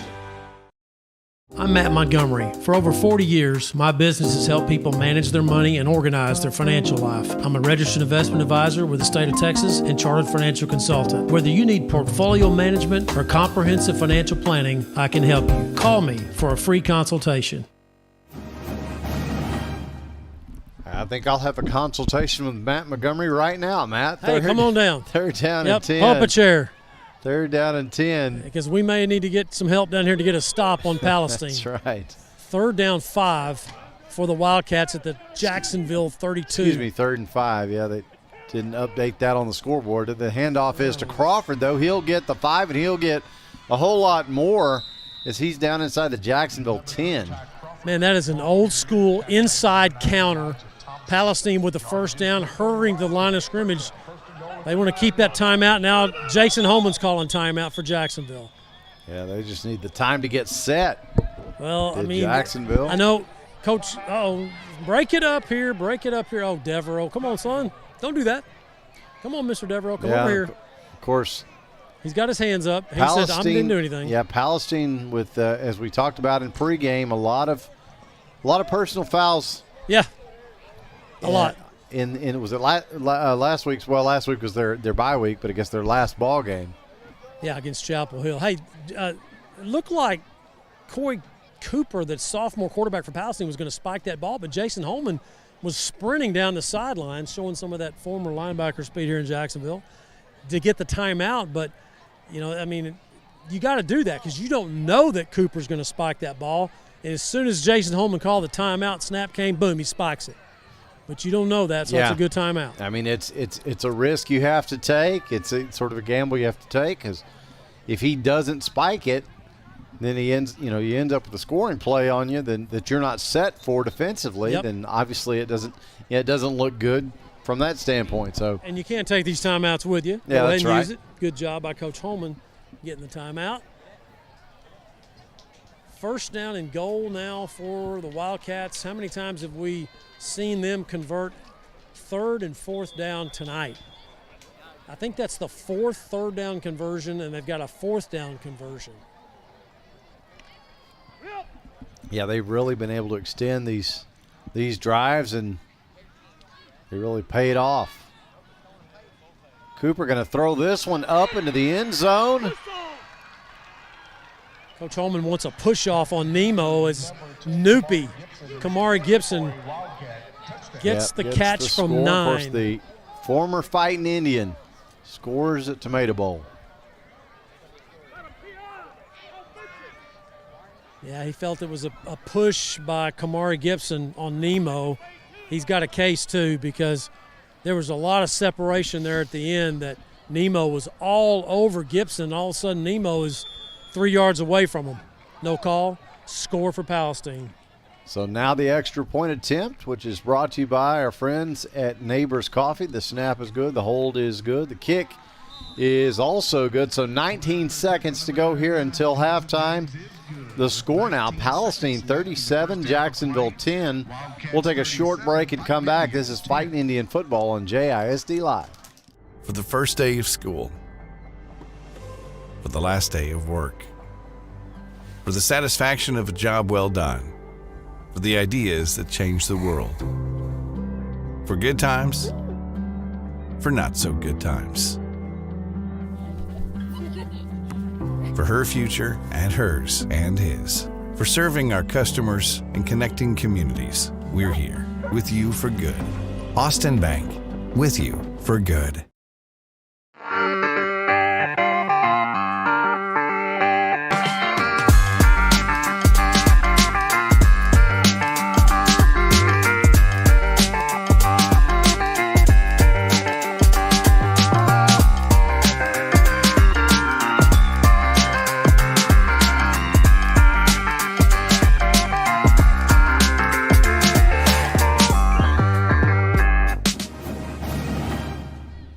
We're back live here at the historic Tomato Bowl, where the kick bounces down the far side, and that can get all the way into the end zone without rolling out of bounds. Yeah, it did. Okay, it looks like they got the flag out. It did go out of bounds. Yeah, it looks like it did roll out of bounds. I thought maybe. Yeah, you got to, Aaron, I'm with you. I mean, there's a lot of space back there that's not being covered by the Jacksonville receiving team. It's almost like they're playing with 9 out there with all that space. Have you noticed that? I don't know. Yeah. Either that or the Palestine kicker is a heck of a Texas leaguer guy. Well, that's what I was going to say. He's just finding those spots and dropping them in there. But Jacksonville's the guys receiving the kickoff, they've got to be more aggressive going after that football. So with 19 seconds here, Jacksonville really just wanting to get in at halftime and talk about things here. Down 37-10. Let's see if they do take a shot downfield here, at least one. So Taylor with Searles in the backfield. He's going to hand it off to Searles. He'll run right side. He's got a block. He got 2. And he is going to pick up the Bill McRae Ford first down out near midfield. Such a weapon. Just reads the blocks, got behind Brendan Richards, gets downfield, and Fighting Jacksonville Indian player down on again. The near side. I think that is Kenny Grant again. So he will get some assistance here, and we'll take another short break. This is Fighting Indian Football on JISD Live. Headed the other direction with the dunk. Carmelo Claiborne with 22 seconds remaining. What a great play from Roberto Munoz. Wade with an opportunity, sends it to goal, and it is in. What a goal. Lauren Wade gets Jacksonville on the board. Dr. Darwin Dar and his staff at Dar Chiropractic specialize in family chiropractic care, exercise rehab, digital x-rays, nutrition and weight loss programs, decompression, and chiropractic wellness care. Located down the street from the Tomato Bowl, Dar Chiropractic. They can help you feel better. Our one-of-a-kind mushroom Swiss burger is back. And now it's an all-time favorite. You're going to love this burger. That au jus sauce on top. The creamy au jus sauce. Every bite's perfect. It's not just a mushroom Swiss burger, it's a Whataburger mushroom Swiss burger.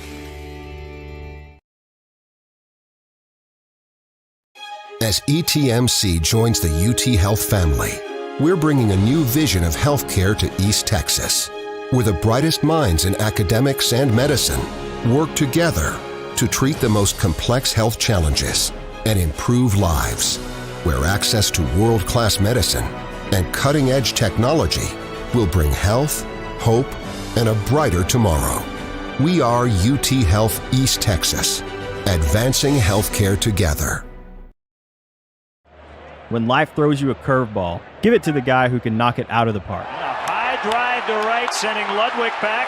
It's gone! Micah Hoffpower. Call Micah Hoffpower at Texas Farm Bureau for all of your life, auto, and home insurance needs.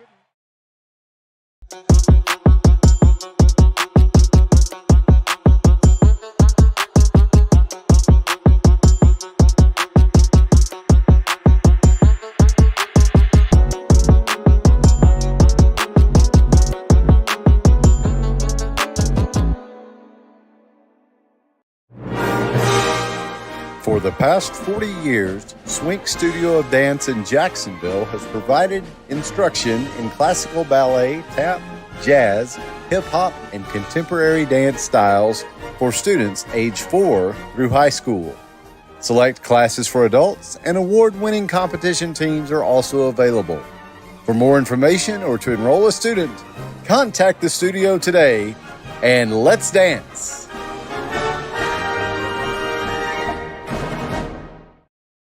Dr. Folden, Dr. Westbrook, Dr. Stocks, and their dental team at All Smiles provide a wide range of dental services. This includes cleanings, fillings, crowns, bridges, implants, and cosmetic dental care. Call and schedule your appointment at 903-586-0741.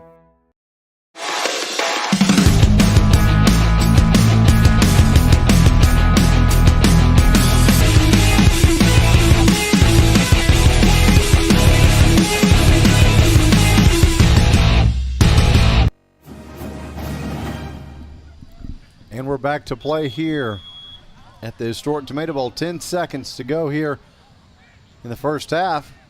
See if Jacksonville takes a shot with Jermaine Taylor. The ball gets away from Taylor. He picks it back up. He gets hammered.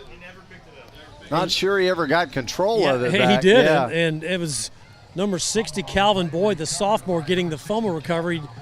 Jermaine just lost the football, and there's the half right there. We'll get head coach Jason Holman in just a second. Guys, I don't know if you heard that. The score at the half, Lindale leading Chapel Hill 14-10. Wow. Yeah. Not sure it'll hold up, but still surprising at the half. Hey, you're good, man. So now we'll keep it down there with you, Matt, and we'll get your talk with head coach Jason Holman. Okay, we'll get him to slip over here and get out of the way of the Palestine band as they start to check in for their halftime performance.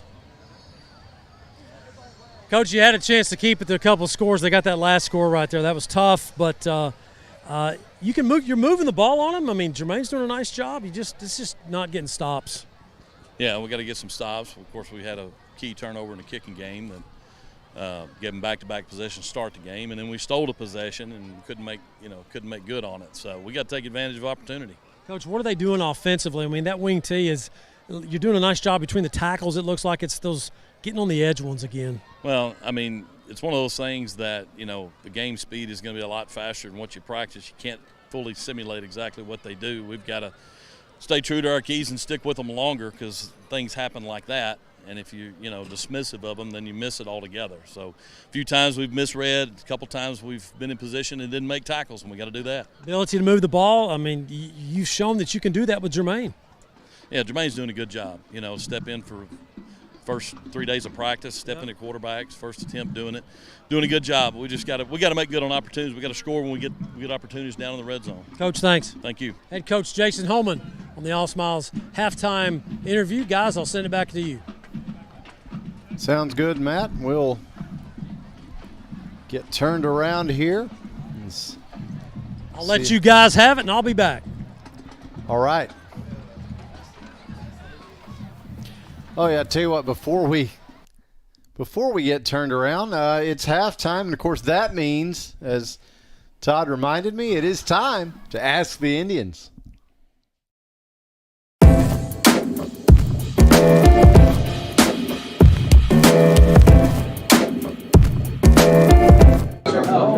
Dreaming Nightmares. Go-to hype song? I ain't gonna lie. And they might judge me for this, but I be listening to Ice Spice, no cap. I be listening to Ice Spice before the game. Just that beat. I'm telling you. Some Mariah Carey. You know. Anything Mariah Carey. Or Barbie Girl. Dreams and Nightmares by me. You ain't like this song. All right, little double O. 007. No. Gotta be like, What is it?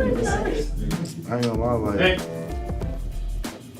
You see, you take like it anything by Katy Perry. Bro, anything by Katy Perry. I mean, he's not wrong. Go-to hype song? Fat did by YTB Fat. Yeah, 100 I shoot. Yeah, that's it. I say War, NBA Youngboy. Cupid by Twin. Yeah. I think I got one. I don't got one. White House Fights. No.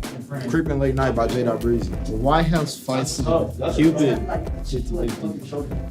What did you just say? White House Fights song, man. You gotta hate the other team already.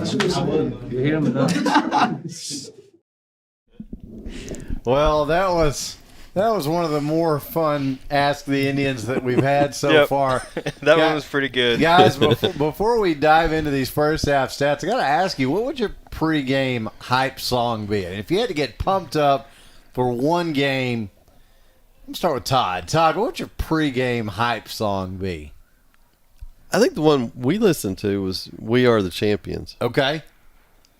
So Queen. Classic. Mm-hmm. Queen's a great answer. Yeah. Ryan? I will say I listen to a lot of music, so it would probably change pretty frequently, but I remember one that we used to listen to a lot was Remember the Name. Yeah. So that one's always a good one. Fort Minor. Mm-hmm. Yeah, that's a good one. I got to go with what I think is the best kickoff or like beginning of the game type of a song, and that's Right Now by Van Halen. Like, it's just the lyrics are on point. It's all about, you're right now. This is the moment, that type of thing. And the beat is fantastic as well. So, hey, that was a really good one. That's a great idea that you came up with on that one, Ryan. And lots to talk about, folks. And, hey, if you're following us on Facebook, leave it in the comments to any of our posts this week. What would your hype song be? I'd like to know. But, guys, talking about hype, Jacksonville needs to get hype in the halftime locker room.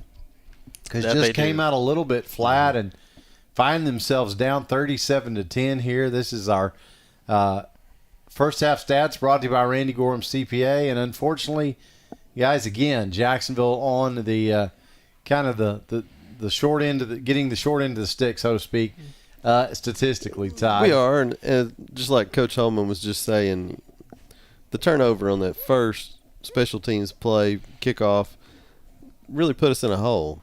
Palestine went up 2 scores real quick there on us, and so it did. And we've controlled the clock very well offensively. Mm-hmm. So when you give them 16 points to start the game within the first 3 minutes, I mean that's not the way that you intended to start the game, and you're also not far enough into the game defensively to where you feel comfortable getting those guys back out on the field. Right. Yeah, we were down 2 touchdowns before the offense had the first play. Yeah. So yeah, we were excited to see Jermaine, see how the offense was going to look tonight. Yeah, and the offense has come out, and they've had, it's kind of been up and down a little bit. Obviously, Jermaine not quite connecting in the passing game as much as probably he would like to. But talking about the game management, Ryan, you alluded to it. It's really been. I hate to say this because it's 37-10. It could be a lot worse if Jacksonville had not kept the Palestine offense off the field by really managing their offensive possessions. Mm-hmm. It could be, but now, now you've got to then, you've got to then convert. You gotta control the ball, control the clock, and then turn it into points. So that's obviously needs to be the focus in the second half, but. Well, we found an opportunity there with the onside kick to get the ball and kind of steal a possession back, but we couldn't sustain the drive. We didn't get points off of that one. Yeah, but it is good to see that you've got that. You've got the onside kicks that you can, kind of work those in. Jesus is obviously able to really drop those right where they need to be. Unfortunately, he had the one punt that didn't quite get off the ground. We haven't seen that from him. At least much. it didn't get blocked. That's true. It's very true. And so, yeah, I mean, you have to, I guess, take the positives with the negatives. And so Jacksonville finds themselves with an uphill battle. But a game they're still in, they're going to be getting the ball, to start the second half, guys. And so really everything's still there to play for the Indians. Todd, let's take a look at some of the numbers here in the first half. For the first half, Jacksonville had 8 first downs. They had 18 rushes for a total of 107 yards, and we had 3 pass completions for 23 yards. Yeah, and Ryan, the passing game it's kind of slow to get going, which it's to be expected, as Matt mentioned earlier in the first half that it's different if you're QB1 all of a sudden if you're Jermaine Taylor, yeah. and it's a lot different if you're in practice and you're throwing you're just throwing to a guy running a route. And it would have been a lot different if we weren't in week 8 that he had been on the on the receiving passes end been looked at as a quarterback. Well, sure. Like I said in the before season, the game, he wasn't even on the depth chart. He wasn't on the depth chart. That's right. Yeah. That's right. Well, because we talk about, obviously here it is Friday the 13th, but really the bad luck bug bit Jacksonville last week because, you talk about Brady McCowan going down and you're thinking, okay, who's another quarterback? Well, you had Reese Hicks who, had played quarterback at Frankston and had some success there. But unfortunately, he had gone down prior to McCown going down, and so then you were really left to kind of figure this out as your Jacksonville. And you've got 3 days. Again, everything you're seeing Jermaine Taylor do, he's done basically in 3 days of practice, and so keeping that in mind, guys, I think you're gonna be able to take more positive than negative. And I think Jermaine personally should do that as well. I mean, he has made some really good decisions. Mm-hmm. He's managing the game well. He and offensive coordinator Jason McClendon managed the game really well. And you know what? The Indians come out and score when they get the ball here in the second half. I mean, we're talking about a new ball game. And Jermaine's still right there. I mean, he hasn't made the big mistake yet. He hasn't had the big miss like we've talked about a couple of times this season. And so if you can continue to limit mistakes, if you're Jermaine and the Fighting Indians, I think the second half could go a lot differently. But you've got to capitalize, as we said, Ryan. You got to finish off some drives. Hurt on the drive where you got the field goal after you drove down. You took all that time, not to get the touchdown. So can't have too many more of those. It was disappointing to not get the touchdown, but the positive was we did get a field goal. We didn't come away without points. Yeah. And so at that point, we had 0. We needed something. And so to get the 3 was big at that point for us. Yeah, that's right. And you just hopefully in the second half, as those opportunities present themselves, Jacksonville can turn those into 6 and 6s and 7s instead of 3s, and then obviously this becomes a different kind of ball game really, really quick. Todd, let's take a look at some individual numbers in the first half. Rushing, Jermaine had 11 carries for 73 yards. Freshman Rodarius had 3 carries for 24. Yep, and then how about another 65-yard kick return for a score? Kick return was huge. And Dede had 4 carries for 10 yards. Yeah, so as we expected, Ryan, coming into the ball game with Jermaine back there at quarterback, obviously it's a run-first look, and he's got 70-plus yards. In a situation where he's being asked to run the offense. Mm-hmm. I mean, really a pretty good first half for him from that standpoint as well. Yeah, I mean, Jermaine's played well so far in the first half, and I think he was kind of warming up with some throws there towards the end and finally connecting on a couple. He's got 3 completions, and And, a couple of those did come towards the end of that first half on some big plays where, like, he connected with that one out to the right to Dede that picked up the first down. So I think that was his first completion, wasn't it? I think that was his second. Was it second? Yeah. Okay. But he's throwing the ball well, and he threw one over the middle. I think he was targeting Brendan Richards. He was. That was a slant where he just missed. Yeah, I was watching, and it looked like Brendan thought he was being held, and they didn't throw a flag, and he never even looked back for the ball. So I think if he had kind of worked back to it, you might have seen a pass interference or something like that. So the receivers, have got to help Jermaine out a little bit as well. We had the one where he hit Trevor Arrington with the ball, and Trevor just didn't quite catch it, and so he needs some help. If it's close, they need to find a way to catch it. Yeah, and they've had to, simplify the routes they're running, the way they're running the offense. But hey, listen, if he can get the ball to you, as a receiver, you've got to do whatever you can to help it, and that may include. We've seen a couple of throws from Jermaine Ryan, that have come up short. Yeah. So that may include receivers really having to work back, come back to the ball. Use your athleticism to help your quarterback. And if they can kind of put some of those things together. He does not have a lot of time to throw the ball, though. No, he doesn't. They're rushing. They're coming after him. Yeah, they've definitely pinned their ears back, has Palestine. And I would imagine they'll continue to do that. We're going to have to continue to mix it up, though. You can't just say, can't just sit back and run. We can't just run the whole time because, they're loading the box and they're ready for that. And we've had some success throwing the ball a couple times, and so we just need to see a little more of that. Yeah, and they'll continue daring Jacksonville to throw. So, you hope that Jermaine and those receivers, especially, it looks like Richards has been a favorite target for him, that they just get on the same page. Yep. And because those opportunities are going to be there with Palestine loading the box like you were talking about. And we just need to play clean in the second half. That's right. The mishandle the snap a couple times, and it puts us in a long situation there. He needs to make sure he catches the ball. Execute the first part of the play, then worry about the run. And so it'll come. Yeah.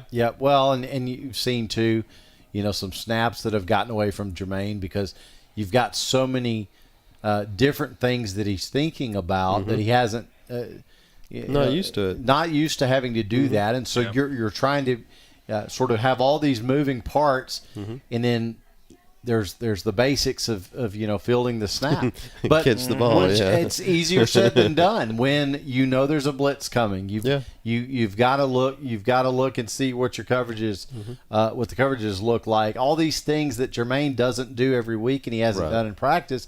He's doing a fantastic job stepping up. I mean, you talk about a guy who was just called. I mean, called on the carpet. It was just, you're up. And after he mishandles it and it hits, then you see what Matt's talking about with the shape of the ball. That's right. It doesn't bounce. It doesn't roll. It may go every which way, and he winds up running around trying to find it back there. Right. So. That's right. And so, I mean, just for him to be able to continue to have fairly, and I hate to use the word simple, but that's what it is, just fairly simple concepts so that there aren't as many, moving parts and just executing each part of a play. And by that, I mean, obviously, taking the snap, then having a little bit of time, which that's on the offensive line as well. I mean, they've got to give him the time, especially on, passing plays where, he's going to need some time. He's going to probably take a beat or two longer, going through the progressions than say, Brady McCowan, who was taking snaps every week in practice. And so you've just got to, if you're, one of his teammates, if you're an offensive lineman, especially, you've got to know that. You've got to know that you're going to have to, you're going to have to hold your block. You're going to have to make your block first, and then make sure you hold it. Give him that time, and I think that if that happens, Jacksonville could see some real positives here in the second half.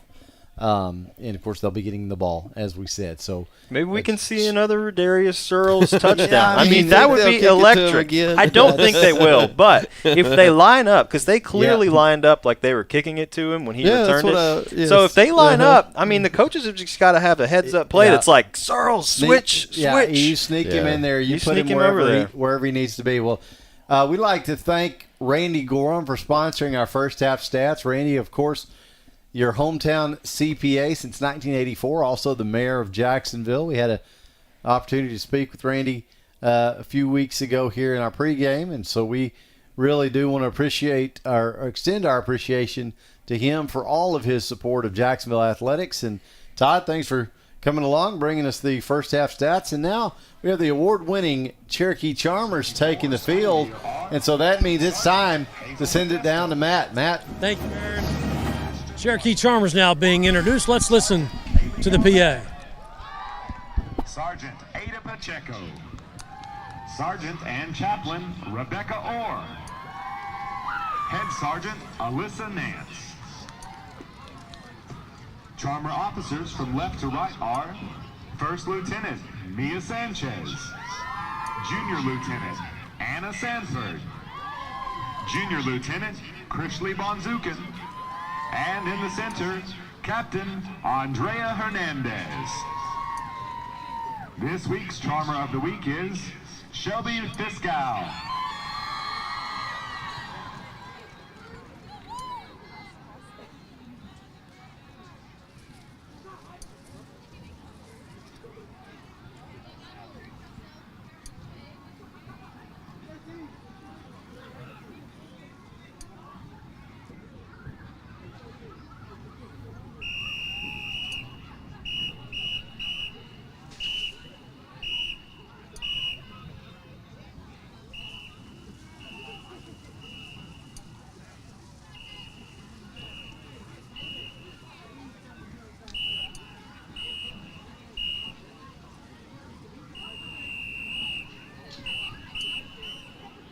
Watch now as the Charmers perform to the 1971 hit, Rock and Roll.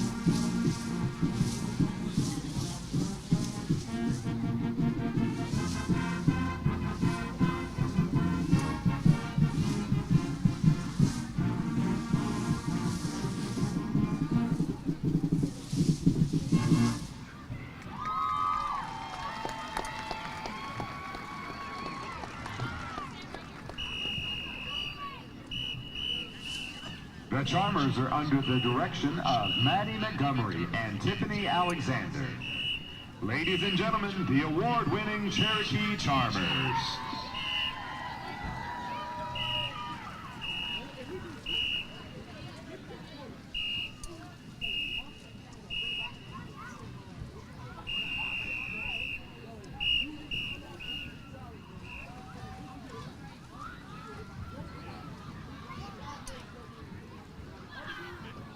And now, introducing the Jacksonville Indian Majorettes, directed by Brianne G.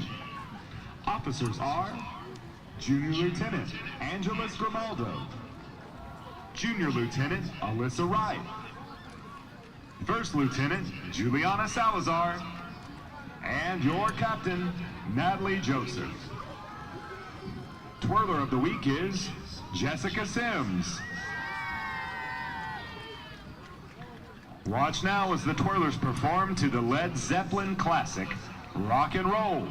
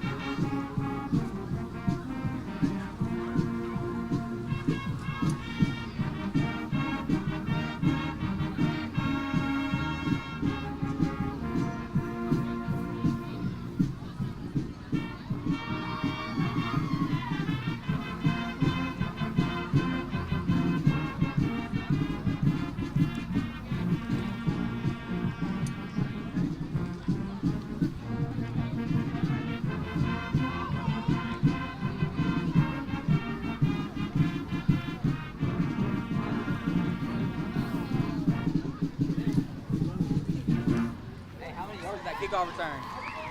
How many yards was the kickoff return? 65. 65. You have you on there?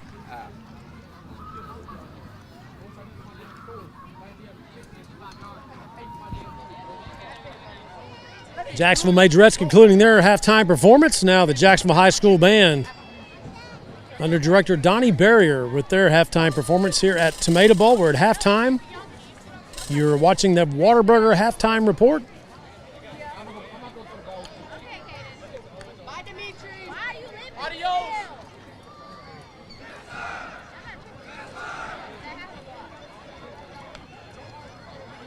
We'll listen in and let the PA announcer introduce the Jacksonville High School Band. And now, JISD is proud to present the Jacksonville Fighting Indian Band. The band is under the field direction of senior drum majors Juan Pablo Hernandez and Luis Ortega, and head drum major Brennan Hack. The band will perform to Pockets Fanfare and K.O. King's Pride of Arizona and Carrollton Marches. Now at the center of the field, one of the most decorated military marching bands in the great state of Texas. That classic look, that awesome sound, that cry heard across the land. Pride! The Jacksonville Fighting Indian Band.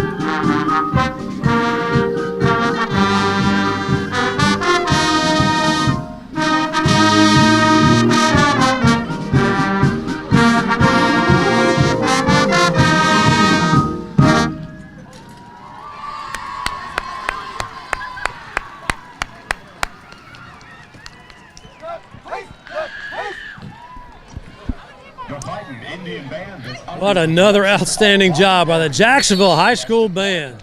Wow. Great performance.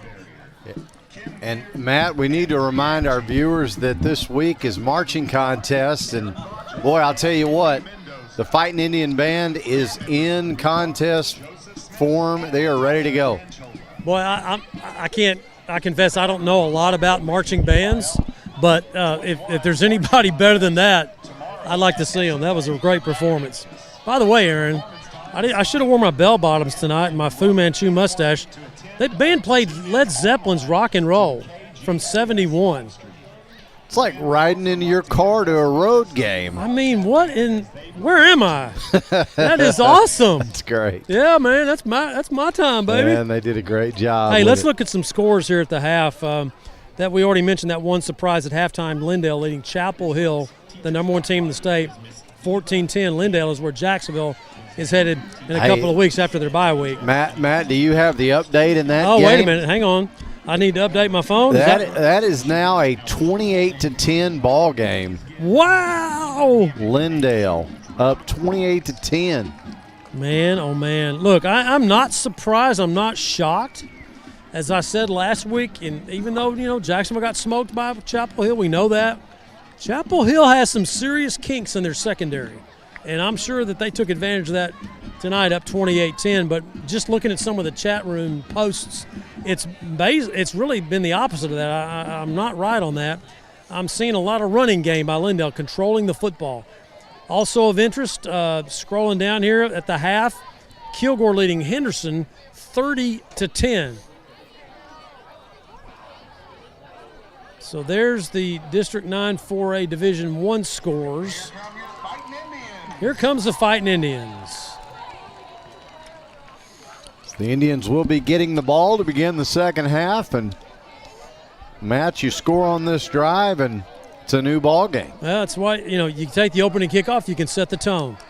Just want to also point out, Aaron, your old school Bullard Brook Hill guard is up 33-0 in the third. Yeah, that's actually the district opener. They lost a district ball game. One of the teams was not able to field a varsity squad, so district starting late for them this year. But well, you talk about disparity. You remember how good Crandall was, and Jacksonville played them in week 3? Yeah.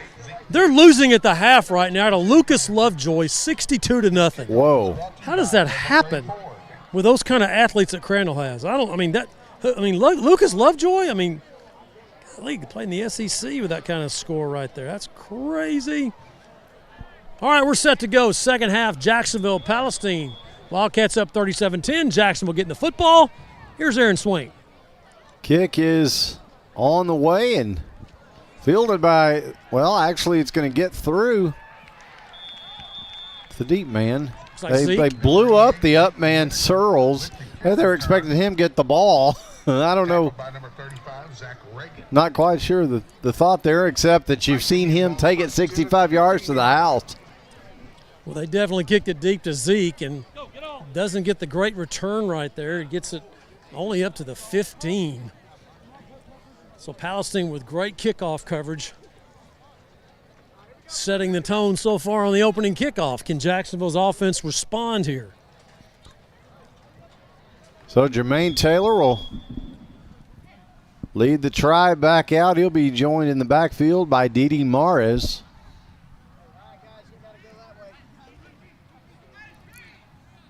He'll put 3 receivers on the right side of this shotgun set. Taylor takes the snap, rolls to his left, under pressure, puts up a deep ball. How about that? And he knocked broke it away incomplete. I thought Ryan Walker was going to come down with that. He had a shot at it for sure. 2 defenders. And I got to tell you, Jermaine put it right there for Ryan Walker to pull it down, but Palestine just raked it out of his hands. He rolled to his left, planted his foot, got some air under it, incomplete. 2nd and 10 now for Jacksonville. Ball sitting the Jacksonville 15. So the Indians have their work cut out for them here on this opening drive of the second half. Taylor takes the snap. He's going to run. He's going to run up the left side, make a man miss, and he's down. then he's slung down hard. Yeah, ground can't cause a fumble, and when he came down on his back, lost the football. The official immediately signaled he's down. So it's a Bill McRae Ford first down, and boy, that burst that Jermaine has coming off the edge like that, that's hard to defend. And that's something Jacksonville has seen the last couple of weeks against Kilgore, their quarterback, Williams, and then last week Brisbane for Chapel Hill. Now Jermaine's bringing it to Palestine. He's just got to have some help. So he's pushed it out to the Jacksonville 25 is Taylor. Now he will hand it off to Morris, who might get about 3. Number 14, Didi Morris. Tough running right there behind Alex Ramirez, Jacksonville offensive guard. Tackle made by number 50, Gilchrist Key. So the Fighting Indians down 4 scores here. 3-yard gain, second down, 7. Of course, Palestine got 4 of their 37 points on 2-point conversions. It's a little extra to the score there. So now Taylor loading up, throwing to the right side. In the incomplete. Hands. Zeke had it and then dropped it. Pass intended for number 88, Zeke Whitaker. Well, that was part of what we talked about it during the Whataburger halftime show, is that these receivers, when they have opportunities, really need to be helping Jermaine out. Number 2, John Unfortunately, been quite a few drops. Yeah, there has been. I mean, that it was a little high. I'll give Zeke the benefit of a doubt right there, but it was catchable. He got both hands on it, pulled it down, and just was unable to secure it. So 3rd down, 8 to go now for Jacksonville on the opening drive of this 3rd quarter. So Taylor going to take off with it to the left side, and he will Gosh, he should have come to the edge just get a a little chunky bit more. yardage, but not enough for the first down. So we'll see. Surely you'd think Nunez will punt here. Yeah, I think Chewy will be coming in to punt this. They will bring him on, and Jermaine following his block right there. And if he just kind of a little bit more to the outside, I think he gets that first down. So Nunez will come on as the Fighting Indians at least get a first down to get out from the shadow of their goalpost. Nunez will be standing at the Jacksonville 17 to punt, so should be good field position for Palestine here. Nunez, this time the kick is high but short, and it hits and takes a Palestine bounce. So looks like Palestine will take over around midfield. Not what you want if you're the Fighting Indians. Not a good start. I mean, you did get the 1 first down, but, man, you got to go down and score and set the tone and turn this thing over. Now your defense has struggled the entire first half, stopping Palestine's wing T offense. And Wildcat ball, see if Jacksonville was able to make some kind of adjustments at the half. You know, coaches say it all the time. They say, well, we don't really make any adjustments at the half. But if Jacksonville didn't, it's going to be a long second half.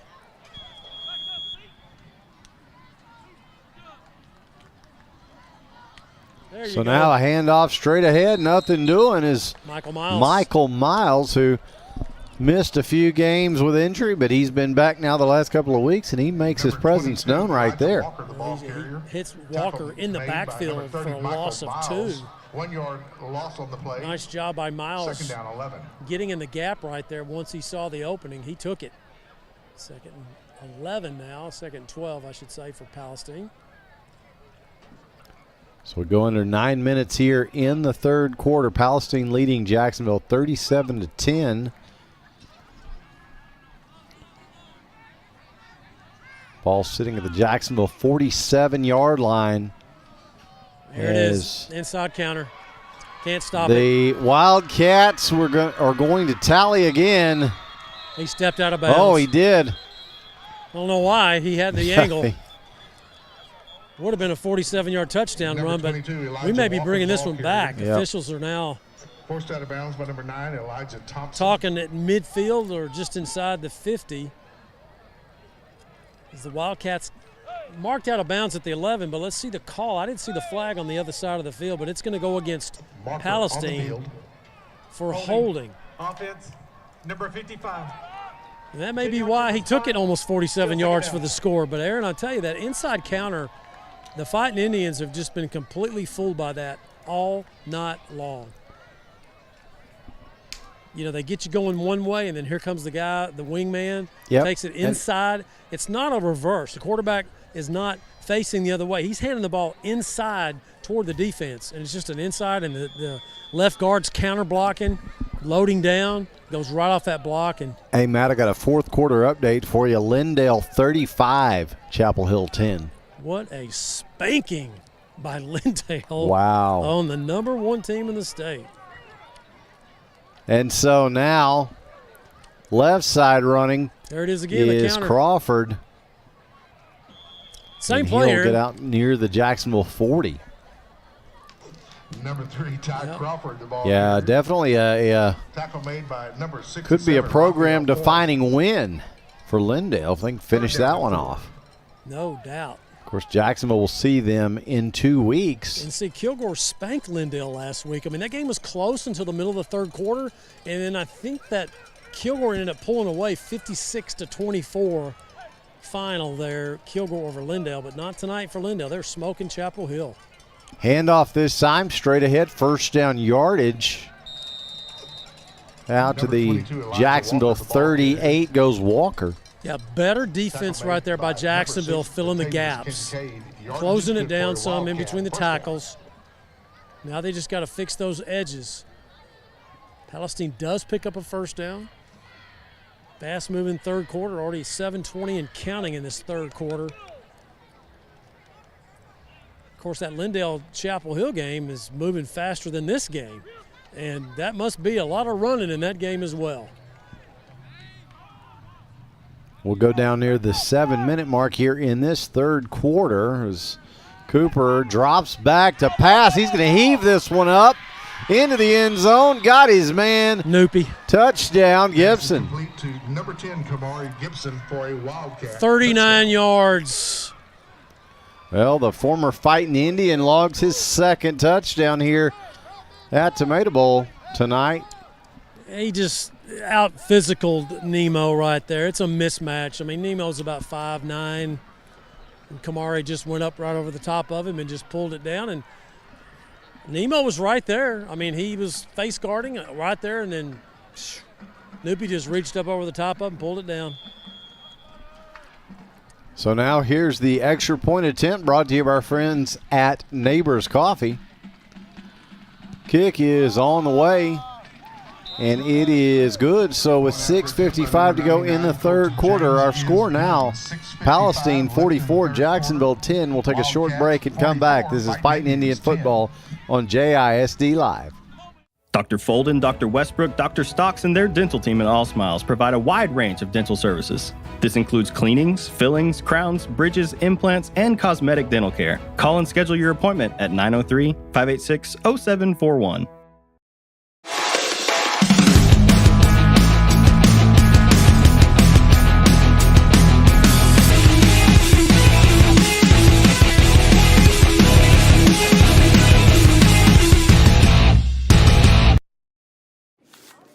That 100% beef Whataburger takes 2 hands and all of your attention. So yeah, now's the time to sneak that fry. Good thing there's plenty to savor. Good thing there's Whataburger. And we're back live here at the historic Tomato Bowl downtown Jacksonville, where Palestine continues to widen the gap. Now 44-10, Matt, and the Indians just don't have an answer. They get a chance for a kickoff return here with Zeke. So Whitaker tries to stretch to his left side, and he is dumped at the 15. It's a replay of what happened on the opening kickoff of the third quarter. They are covering those kickoffs. Same spot, Aaron. 15 where Jacksonville will start this possession. Their second of this third quarter. That's where they started the first one. Fighting Indian ball, 1st and 10 at the 15-yard line. So 6:47 to go here in the third. Jacksonville down 44-10. Jermaine Taylor is in at QB1 tonight. If you're just joining us after Brady McCown went down with a an injury last week. He will miss the rest of this season, though he should be back for basketball. But right now, this offense runs through Jermaine Taylor. Yeah, it's 74 yards rushing at the half, 27 passing. Added to that a few minutes ago in the opening drive. So he will hand off to Searles, left side. Searles with a head of steam. He's got the Bill McCray Ford first down. He should have more, though no flag comes in. Yardage is good for a Fighting Indian. First down. So the Bill McCray Ford first down, and you hope Searles is okay. How's that not a horse call? Unbelievable. I guess I just don't know the rule. Sure looked like it. Man, it looked just like it.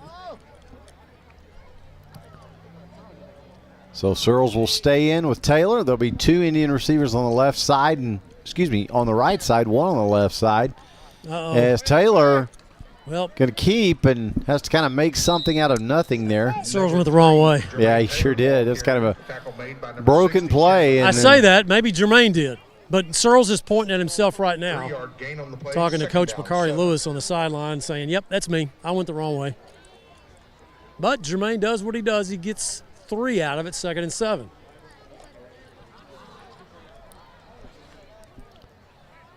Ball sitting now at the Jacksonville 30-yard line, 2nd down 7. 5:25 and counting here, 3rd quarter. Indians trying to answer the last Palestine score. Taylor is going to put one up to the left side, but it's well short and incomplete of his intended target. Under pressure again from Mr. Offsides himself, Reese Hargers. Yeah. 3 of them in the first half, but that time he timed it well, and he jumped in front of Jermaine, and Jermaine just barely got that ball off. It may have been tipped by Hargers of Palestine. Incomplete, 3rd down and 7. He was looking for Kenny Grant, who was injured a couple times in the first half. He's back. We talked about Jacksonville being about as thin as we've seen them coming into this ball game, so Grant can go. It's a good thing. This toss is out to Searles, and he'll turn it upfield, make something out of it. Searles goes in motion, and Jermaine flips it out to him. He'll pick up about 3. It's going to be 4th down, actually about a couple, so 4th and 5. And see if Jason Holman sends Chewy out. Jesus, we call him Chewy. So yeah, it looks like those nicknames. It looks like they may keep the offenses on the field as Taylor has come over here. Looks like he's getting a 4th down play. I mean, why not? I mean, you're down 44-10. So Taylor back in. Another train coming through in the north end. That's at least 3 tonight. So Taylor going to keep and going to run straight up the middle. First down. He's got the Bill McCray Ford first down, and the Indian drive continues. Just explodes through the middle. Dakota Whiteley with the block. Para, Calvin Boyd up front. Nice blocking, and Jermaine picks up the Bill McCray Ford first down. Pushes it out to the Jacksonville 44.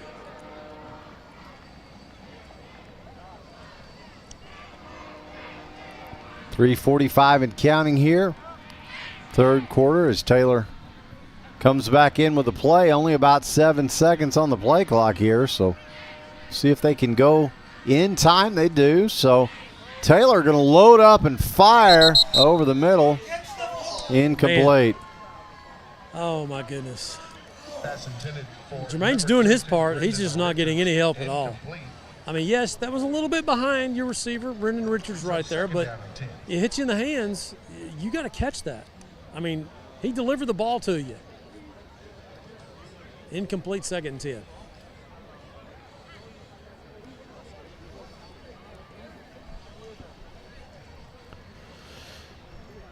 So we'll go down under the 3-minute mark in a fast-moving 3rd quarter.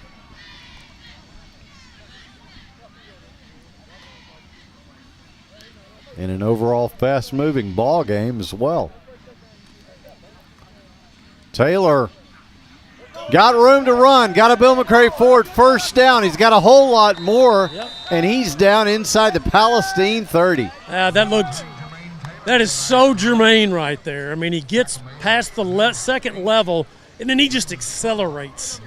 And did a nice job knowing that somebody was coming up from behind him, and he protected the football. Pushes the ball down, all the way down to the Wildcat 28-yard line. Nothing fancy about that. I knew that's what we're going to see tonight, Aaron. I mean, he looked like that in practice all week. Just taking the snap and just looks like he's coming out of the blocks in track. He just smokes it. So now down under the 2-minute mark as Jacksonville continues to matriculate the ball down the field to the north end. Handoff is to Searles. He's going to try to find some room on the right side. He's got it. There he goes. Touchdown, Rodarius Searles. The kid is special. 28 yards off the right tackle behind Whiteley. And Mancera for the score. You're right, Aaron. He has got that kind of juice. Hey, Matt, did you know he's only a freshman? Hey, I've heard that. Somebody told me that. Wow. Hey, he lost his shoe. Now, what did he lose right there? What is that? Not sure what he's picking up. I know he's got his shoes on. They're spatted. He can't lose them. So here's Jesus to try to tack on the extra point. Extra point, of course, brought to you by our friends at Neighbors Coffee here in downtown Jacksonville. If you need a kick, call Neighbors. This kick He's off left. Is no good. So with 1:40 to go here in the third quarter, our score now, Palestine 44, Jacksonville 16. We'll take a short break and come back. This is Fighting Indian Football on JISD Live. When life throws you a curveball, give it to the guy who can knock it out of the park. A high drive to right, sending Ludwig back. It's gone! Micah Hoffpower. Call Micah Hoffpower at Texas Farm Bureau for all of your life, auto, and home insurance needs. Since 1953, Hubert Glass Oil has been serving East Texans the finest automotive fuels and lubricants.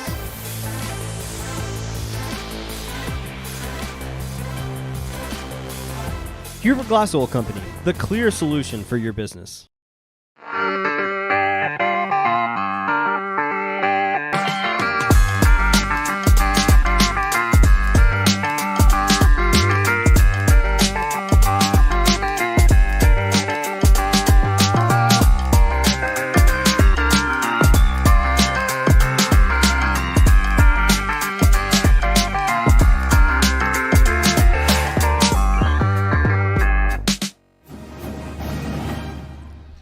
And we're back live here at the historic Tomato Bowl in downtown Jacksonville as Indians sneaking trying one. a quick kick here.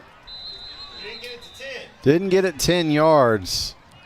Like the call. Boy, he's going to set up Todd for a drive summary and everything. And oh, somebody's down. Jesus Nunez and the Indians had other plans. It may be Jesus down right now. He was asking me at the half. He said, hey, how did you like that onside kick? You like that? I said, we loved it, man. Let's see more of that. Well, oh, man. As he gets some attention, we'll step away. This is Fighting Indian Football on JISD Live. As ETMC joins the UT Health family, we're bringing a new vision of healthcare to East Texas, where the brightest minds in academics and medicine work together to treat the most complex health challenges and improve lives, where access to world-class medicine and cutting-edge technology will bring health, hope, and a brighter tomorrow. We are UT Health East Texas, advancing healthcare together. Dr. Darwin Dar and his staff at Dar Chiropractic specialize in family chiropractic care, exercise rehab, digital x-rays, nutrition and weight loss programs, decompression, and chiropractic wellness care. Located down the street from the Tomato Bowl, Dar Chiropractic. They can help you feel better. And we're back live here at the Tomato Bowl, 1:36 to go, third quarter.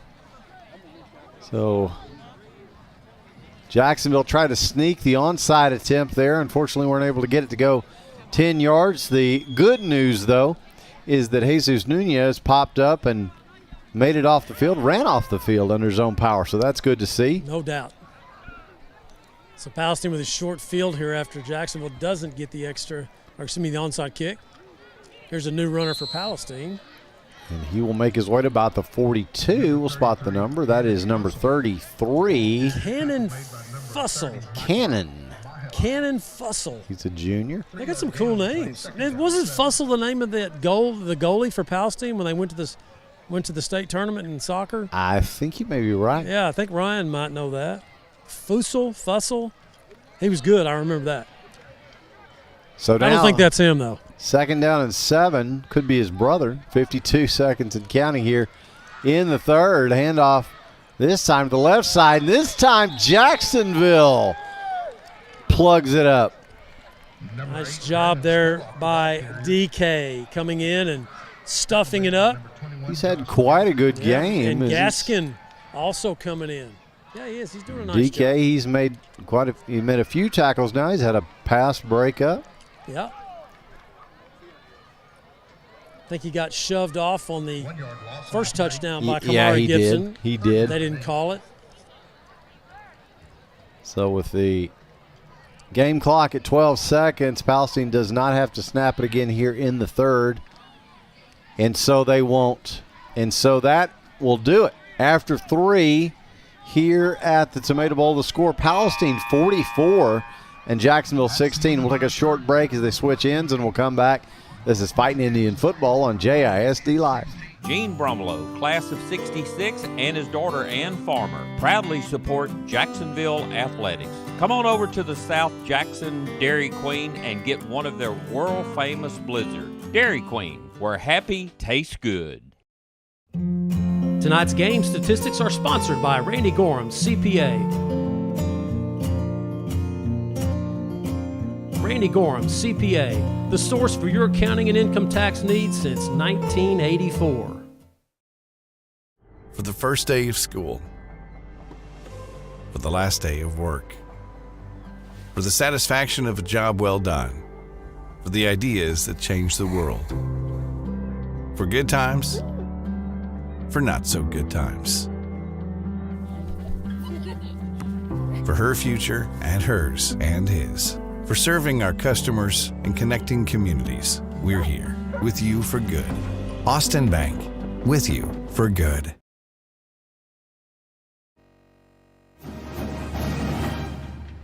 And we're back live as we get set to begin the fourth quarter. Palestine leading Jacksonville by a score of 44-16.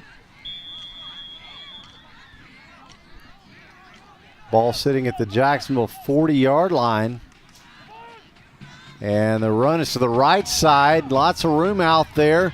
Got a flag. And a flag comes down, and a helmet comes off as well, one of the Palestine players. It may be on Jacksonville for ripping off the helmet of number 68, Myron Davis of Palestine. He's pointing at a Jacksonville player, and the official, the helmet was just rolling across the field without McCarron's head in it, thank goodness. So, big run. Well, and thank goodness an official didn't do it. You see that a couple of weeks ago? I saw that. What the heck is happening? Oh, my goodness. So it's a personal foul, and it's going to be face mask on Jacksonville. That's what the call is for pulling the helmet off. That's going to go on top of the Draylon Spurlock run. Oh, my goodness. Who is grabbing the face mask? I didn't get the number for Jacksonville, and pulling the helmet off. Well, let me see. I think I do know. I think it's Hinton. He's walking off the field.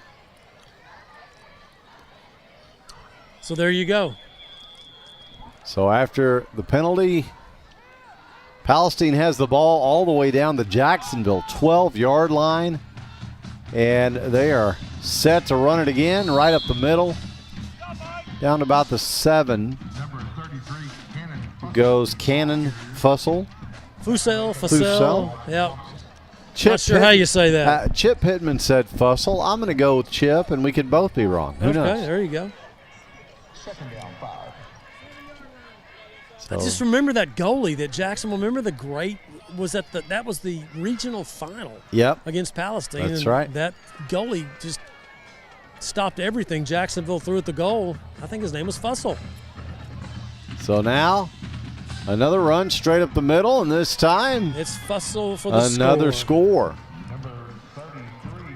So Cannon blasts his way into the end zone. 2 Jacksonville players down. Thank you, Todd Travis. Oh, wow. Aaron, let's take a break. We got 2 we'll of them now. Step away. This is Fighting Indian Football on JISD Live. For the past 40 years, Swink Studio of Dance in Jacksonville has provided instruction in classical ballet, tap, jazz, hip-hop, and contemporary dance styles for students age 4 through high school. Select classes for adults and award-winning competition teams are also available. For more information or to enroll a student, contact the studio today and let's dance.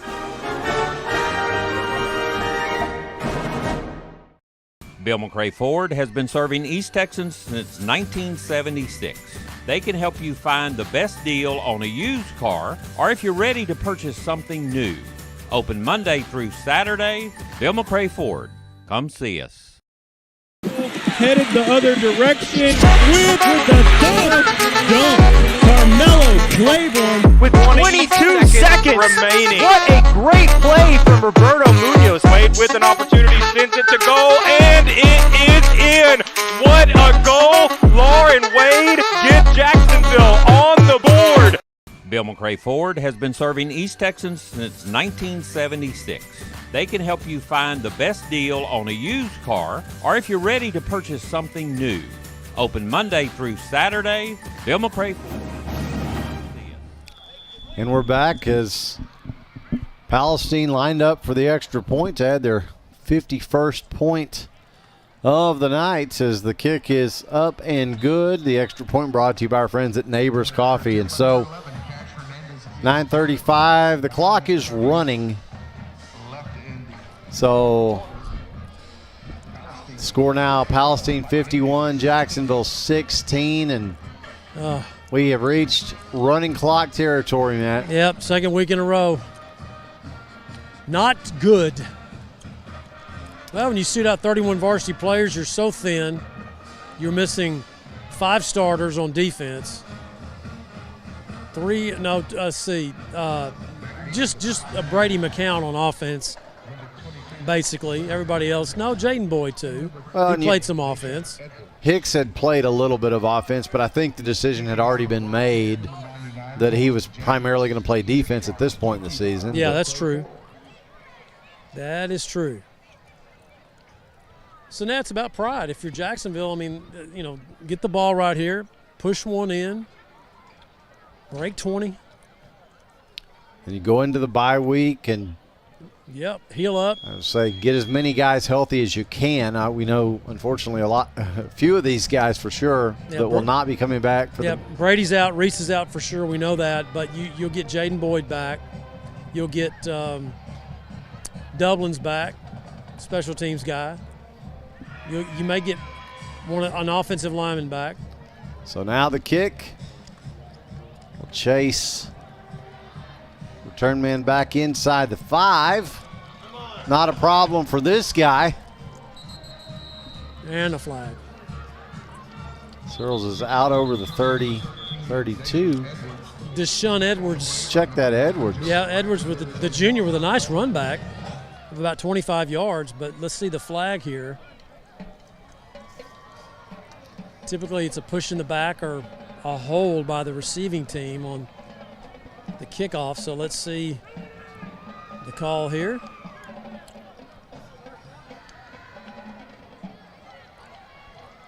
Taking his time, personal foul, blindside block.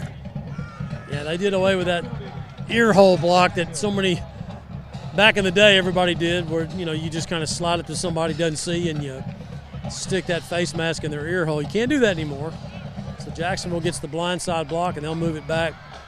Should be inside the 20 of Jacksonville, where they'll start this drive at the 17 of the Fighting Indians. And now the clock back on, so be about the 7.5 minute mark, I would imagine, when the Ball is snapped here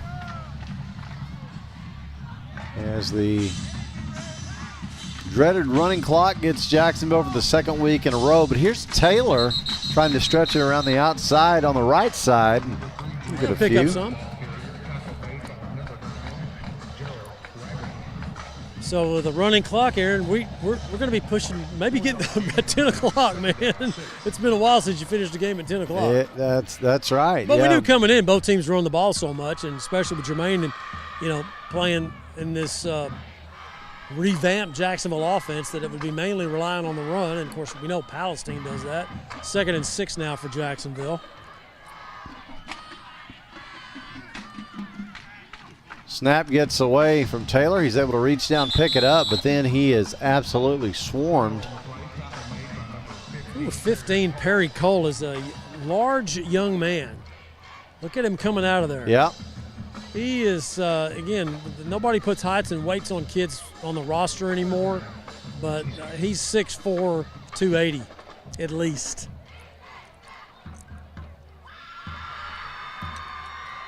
So 3rd down and 6 now for Jermaine and the Tribe. Got to get the snap back. That one was low, and Jermaine didn't handle it. So we got about 5 seconds on the play clock. Plenty of time. Jermaine's got the snap. He's going to run the reverse this time. Brennan Richards. Richards gets the handoff. Palestine does a nice job. Yeah, staying not home. allowing him to turn that back the other way. Yeah, that's the first time I've seen that tonight. I saw it a lot in practice this week, that little inside reverse to Richards. Quick handoff from Jermaine doesn't go anywhere but for about 3. So Jesus will come out, standing inside the Jacksonville 5-yard line to punt. Palestine still has not sent anybody back, and they're not going to. How about that? They may come after Chewy here. They just didn't put anybody He back. gets the punt away. It'll hit Nice. on Boom. Palestine's side of the 50 and take a nice fighting Indian roll down to about the 32. Good, buddy. Good. Nice punt. And he's limping noticeably. Yeah. What else is new? But Jesus absolutely boomed that. I think I may have pulled a ham. Well, Everybody. You already came in with a banged up finger. I did. And, like I said, this is just an incredible year for injuries for Jacksonville football players, and it's not even just at the varsity level. The JV played with 23 last night. Of course, they lost their quarterback, Ben Bolton, with an ACL, and that was huge.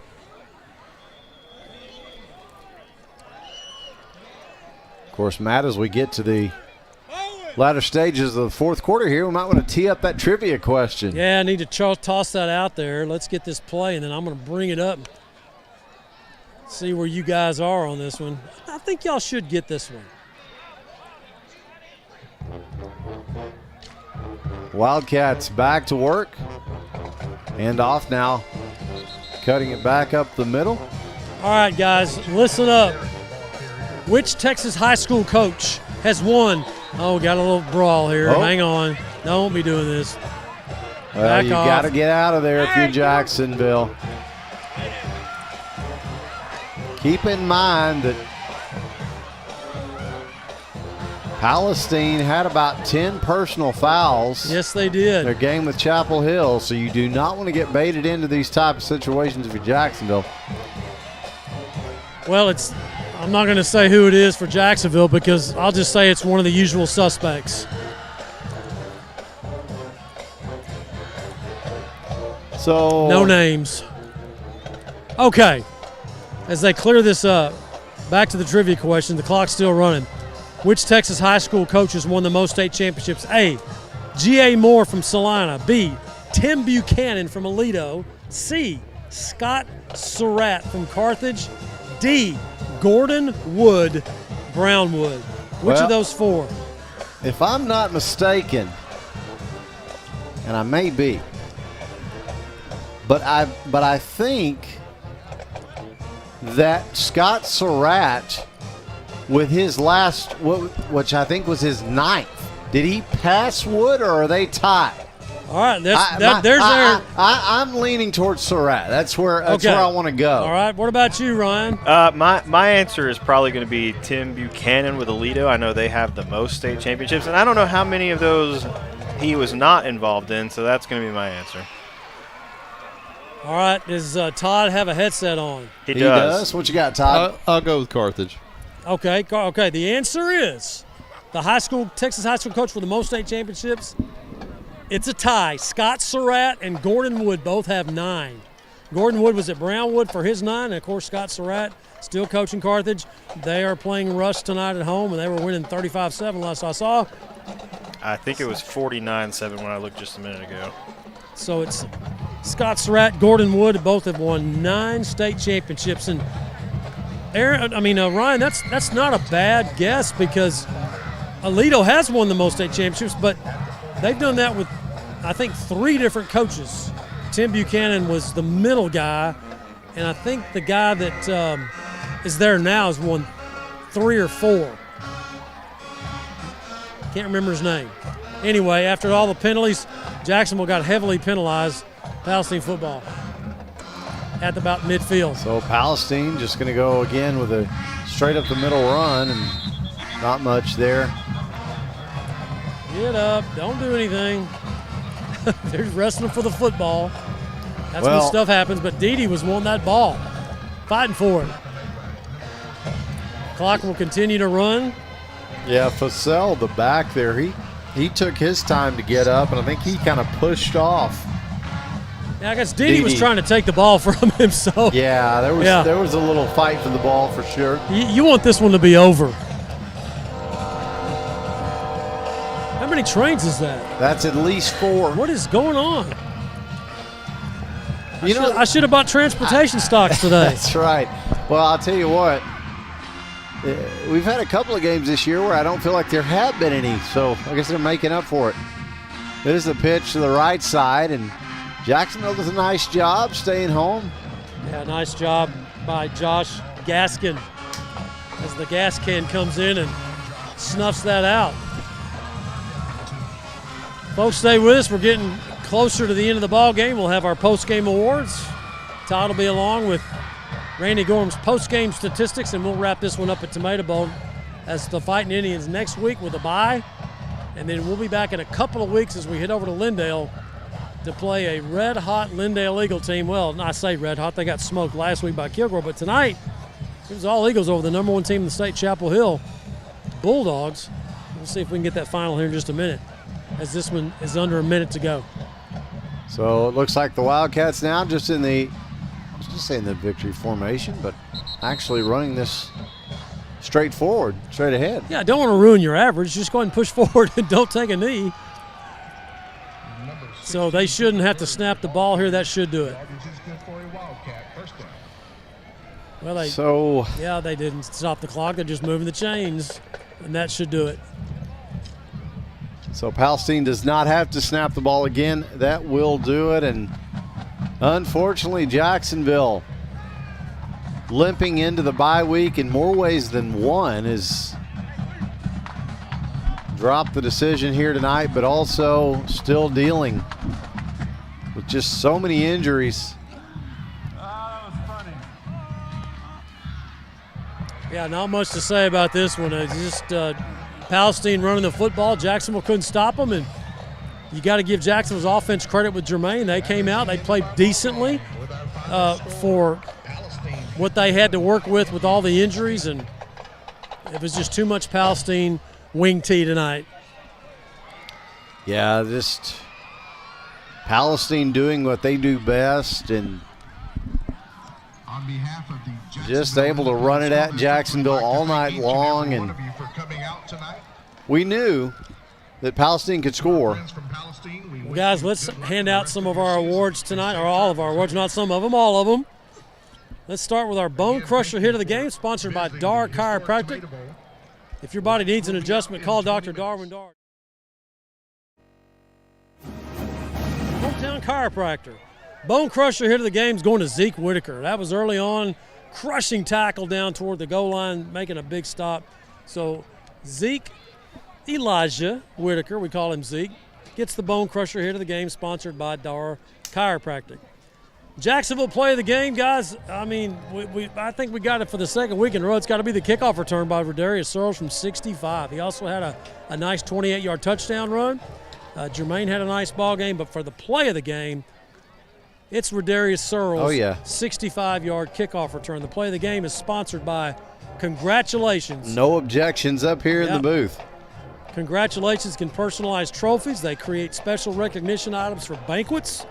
Maybe you want to preserve a special photo or create signage for your business. Congratulations is your hometown awards and engraving store. Play of the game again, Rodarius Searles, the kickoff return from 65. Jacksonville's offensive and defensive players of the game. The offensive player of the game clearly has to be Jermaine Taylor, just for the effort he put in tonight and the short notice being QB1 coming in. Thought he did a heck of a job preparing. Had 74 yards rushing at the half. Added to that in the second half. Jermaine Taylor, the offensive player of the game, sponsored by Austin Bank, your community bank, locally owned and operated since 1900. Guys, the defensive player of the game, man, you have got me. You gave up 51 points. Palestine ran at will.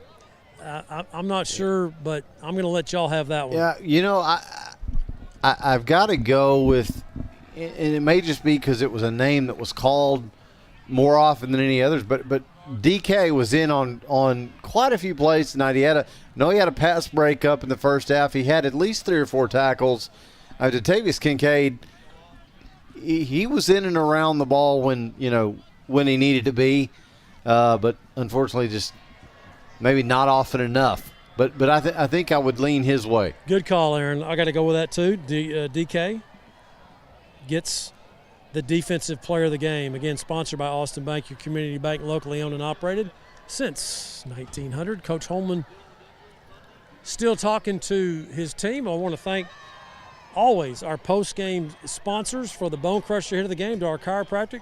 Play of the game sponsored by Congratulations and Austin Bank for sponsoring the offensive and defensive players of the game. Well, hey, Matt, as they continue to talk down there on the field, let's go around the district. Boy, have we got a surprise in Lindale. So, of course, it finished 51-16, here tonight. But in Lindale, the Eagles 35 and the number 1 ranked Chapel Hill Bulldogs 23. Wow. That's a final. Let's get Coach Holman as he walks over, breaks up with his team there. Coach, you knew coming in they were going to be tough to stop with that wing tee. He played short-handed, didn't suit out as many guys with all the injuries and stuff. Thought the offense looked good in spots. Just a tough team to defend in Palestine. Yeah, they're tough to defend. Consistency is the key. We made a play. We gave up a play, really on both sides of the ball. So we got to get some kind of consistency going. I mean, you go into the bye week, probably going to get some players back. JB should be back. Some of them won't be. Talk a little bit about what needs to happen this week for you guys to get ready for Lindale, which, by the way, they just upset Chapel Hill, beat them. Yeah. So you're not surprised by that, I'm sure. No, I'm not. Lindale's a tough team. That's our next opponent. They're very, very physical offensively. And, if you can't man up with them and play with them, they'll pound you. Open week, our mindset is that we got to get healed. I mean, that's first and foremost. We're going to practice. It's going to be shortened. Our plan is to go Monday, Tuesday, Wednesday, and then by Thursday we've got some other things we're going to do outside of football to address and, try to get our mind shaped around the last 2 games of the year. Coach, hang in there, tough. I mean, like I said, dealt with the shorthand with the injuries. I have never seen it like this before. It's just there's nothing you can do. I told everybody, I said I'm calling you Coach Job this week with all the adversity that you've been under, but I know you guys are going to still fight and push through. Yeah, we'll find a way to get through it. Coach, appreciate it. Thank you. Head Coach Jason Holman on the All Smiles post-game interview. Guys, back up to you.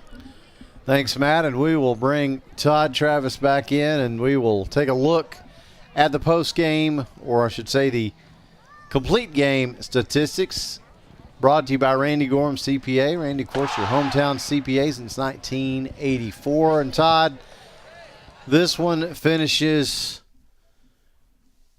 an ugly game, unfortunately for the good guys, but few bright spots, but the numbers I think are going to bear out that this was just Just an uphill battle for Jacksonville from start to finish.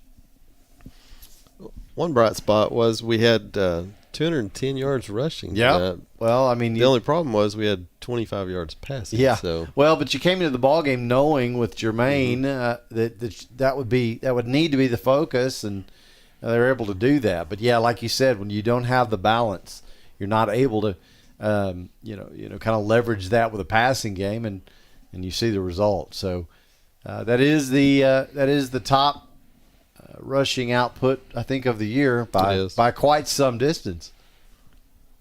It is. I will say, I think Jermaine had one completion there in the second half. Is that correct? Yes. Yeah, we finished with 4 completions. So he did hit several receivers in the hands. He was connecting with some guys. They just weren't finishing the process of the catch there, and that unfortunately shows up on the stat sheet. Yeah, that's true. I mean, you have a guy in Jermaine who, and you said it, Ryan, in pregame, and we've reiterated it, that he was never on the depth chart as to even be considered as a quarterback at the beginning of the year. It's not his, I don't want to say it's not his strong suit, but it's not where his focus was. And yet he's able to come out tonight, and I mean, he performed capably. It did not look like, any of the moments were too big for him. Sure, there's passes he'd like to have back. There was, as far as game management, of course I said this at the half, but as far as game management, I thought he did really well. There was obviously the one delay of game, and when he's running off to get the play every time and running back on, that could have been an issue. But it only kind of got him that one time. So a lot of positives for Jermaine just personally that I hope he can take from this ball game. Yeah, I think so. I think Jermaine played really well tonight. We saw some bright spots. He had quite a few runs outside the tackles where he's gaining quite a few yards, and we'll definitely need to see more of that. I would like to see them get some things ironed out during this bye week, so it's not, hey, come to the sideline every play. And, I mean, we talked about that a couple years ago whenever they were running Ryan McCowan over every time. Yeah. I mean, use a receiver, you're running use a running lot. back, somebody else, not just the quarterback. We're running the guy who needs to run every play and more than he needs gas. to. Yeah. Well, which I think when Cam High was playing, he did a lot of that too, came to the sideline. He did. And I think part of that tonight, and you may not see as much of it in 2 weeks, because I think part of it tonight was just the fact that, Jermaine's quarterbacking for the first time. And so I think you probably wanted as much, if you're Jason McClendon, you probably want as much FaceTime with him as you can get.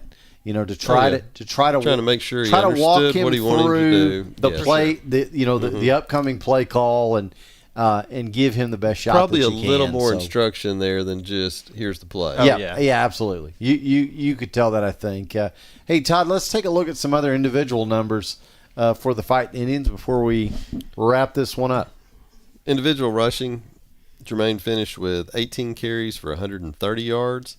Searles had 5 carries for 64, and Mears had 5 for 13. And Searles also had a touchdown. And he had the rushing touchdown, and to go with another 65-yard kick return. He did.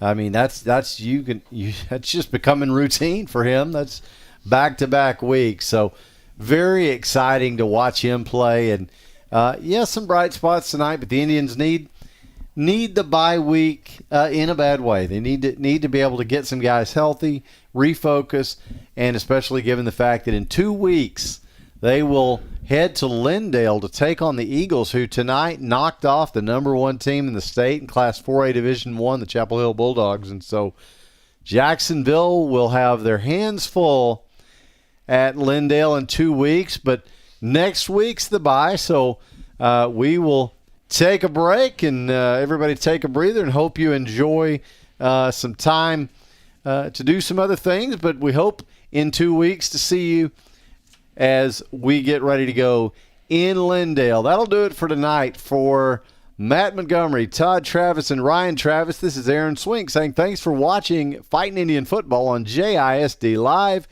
Enjoy your weekend. Good night.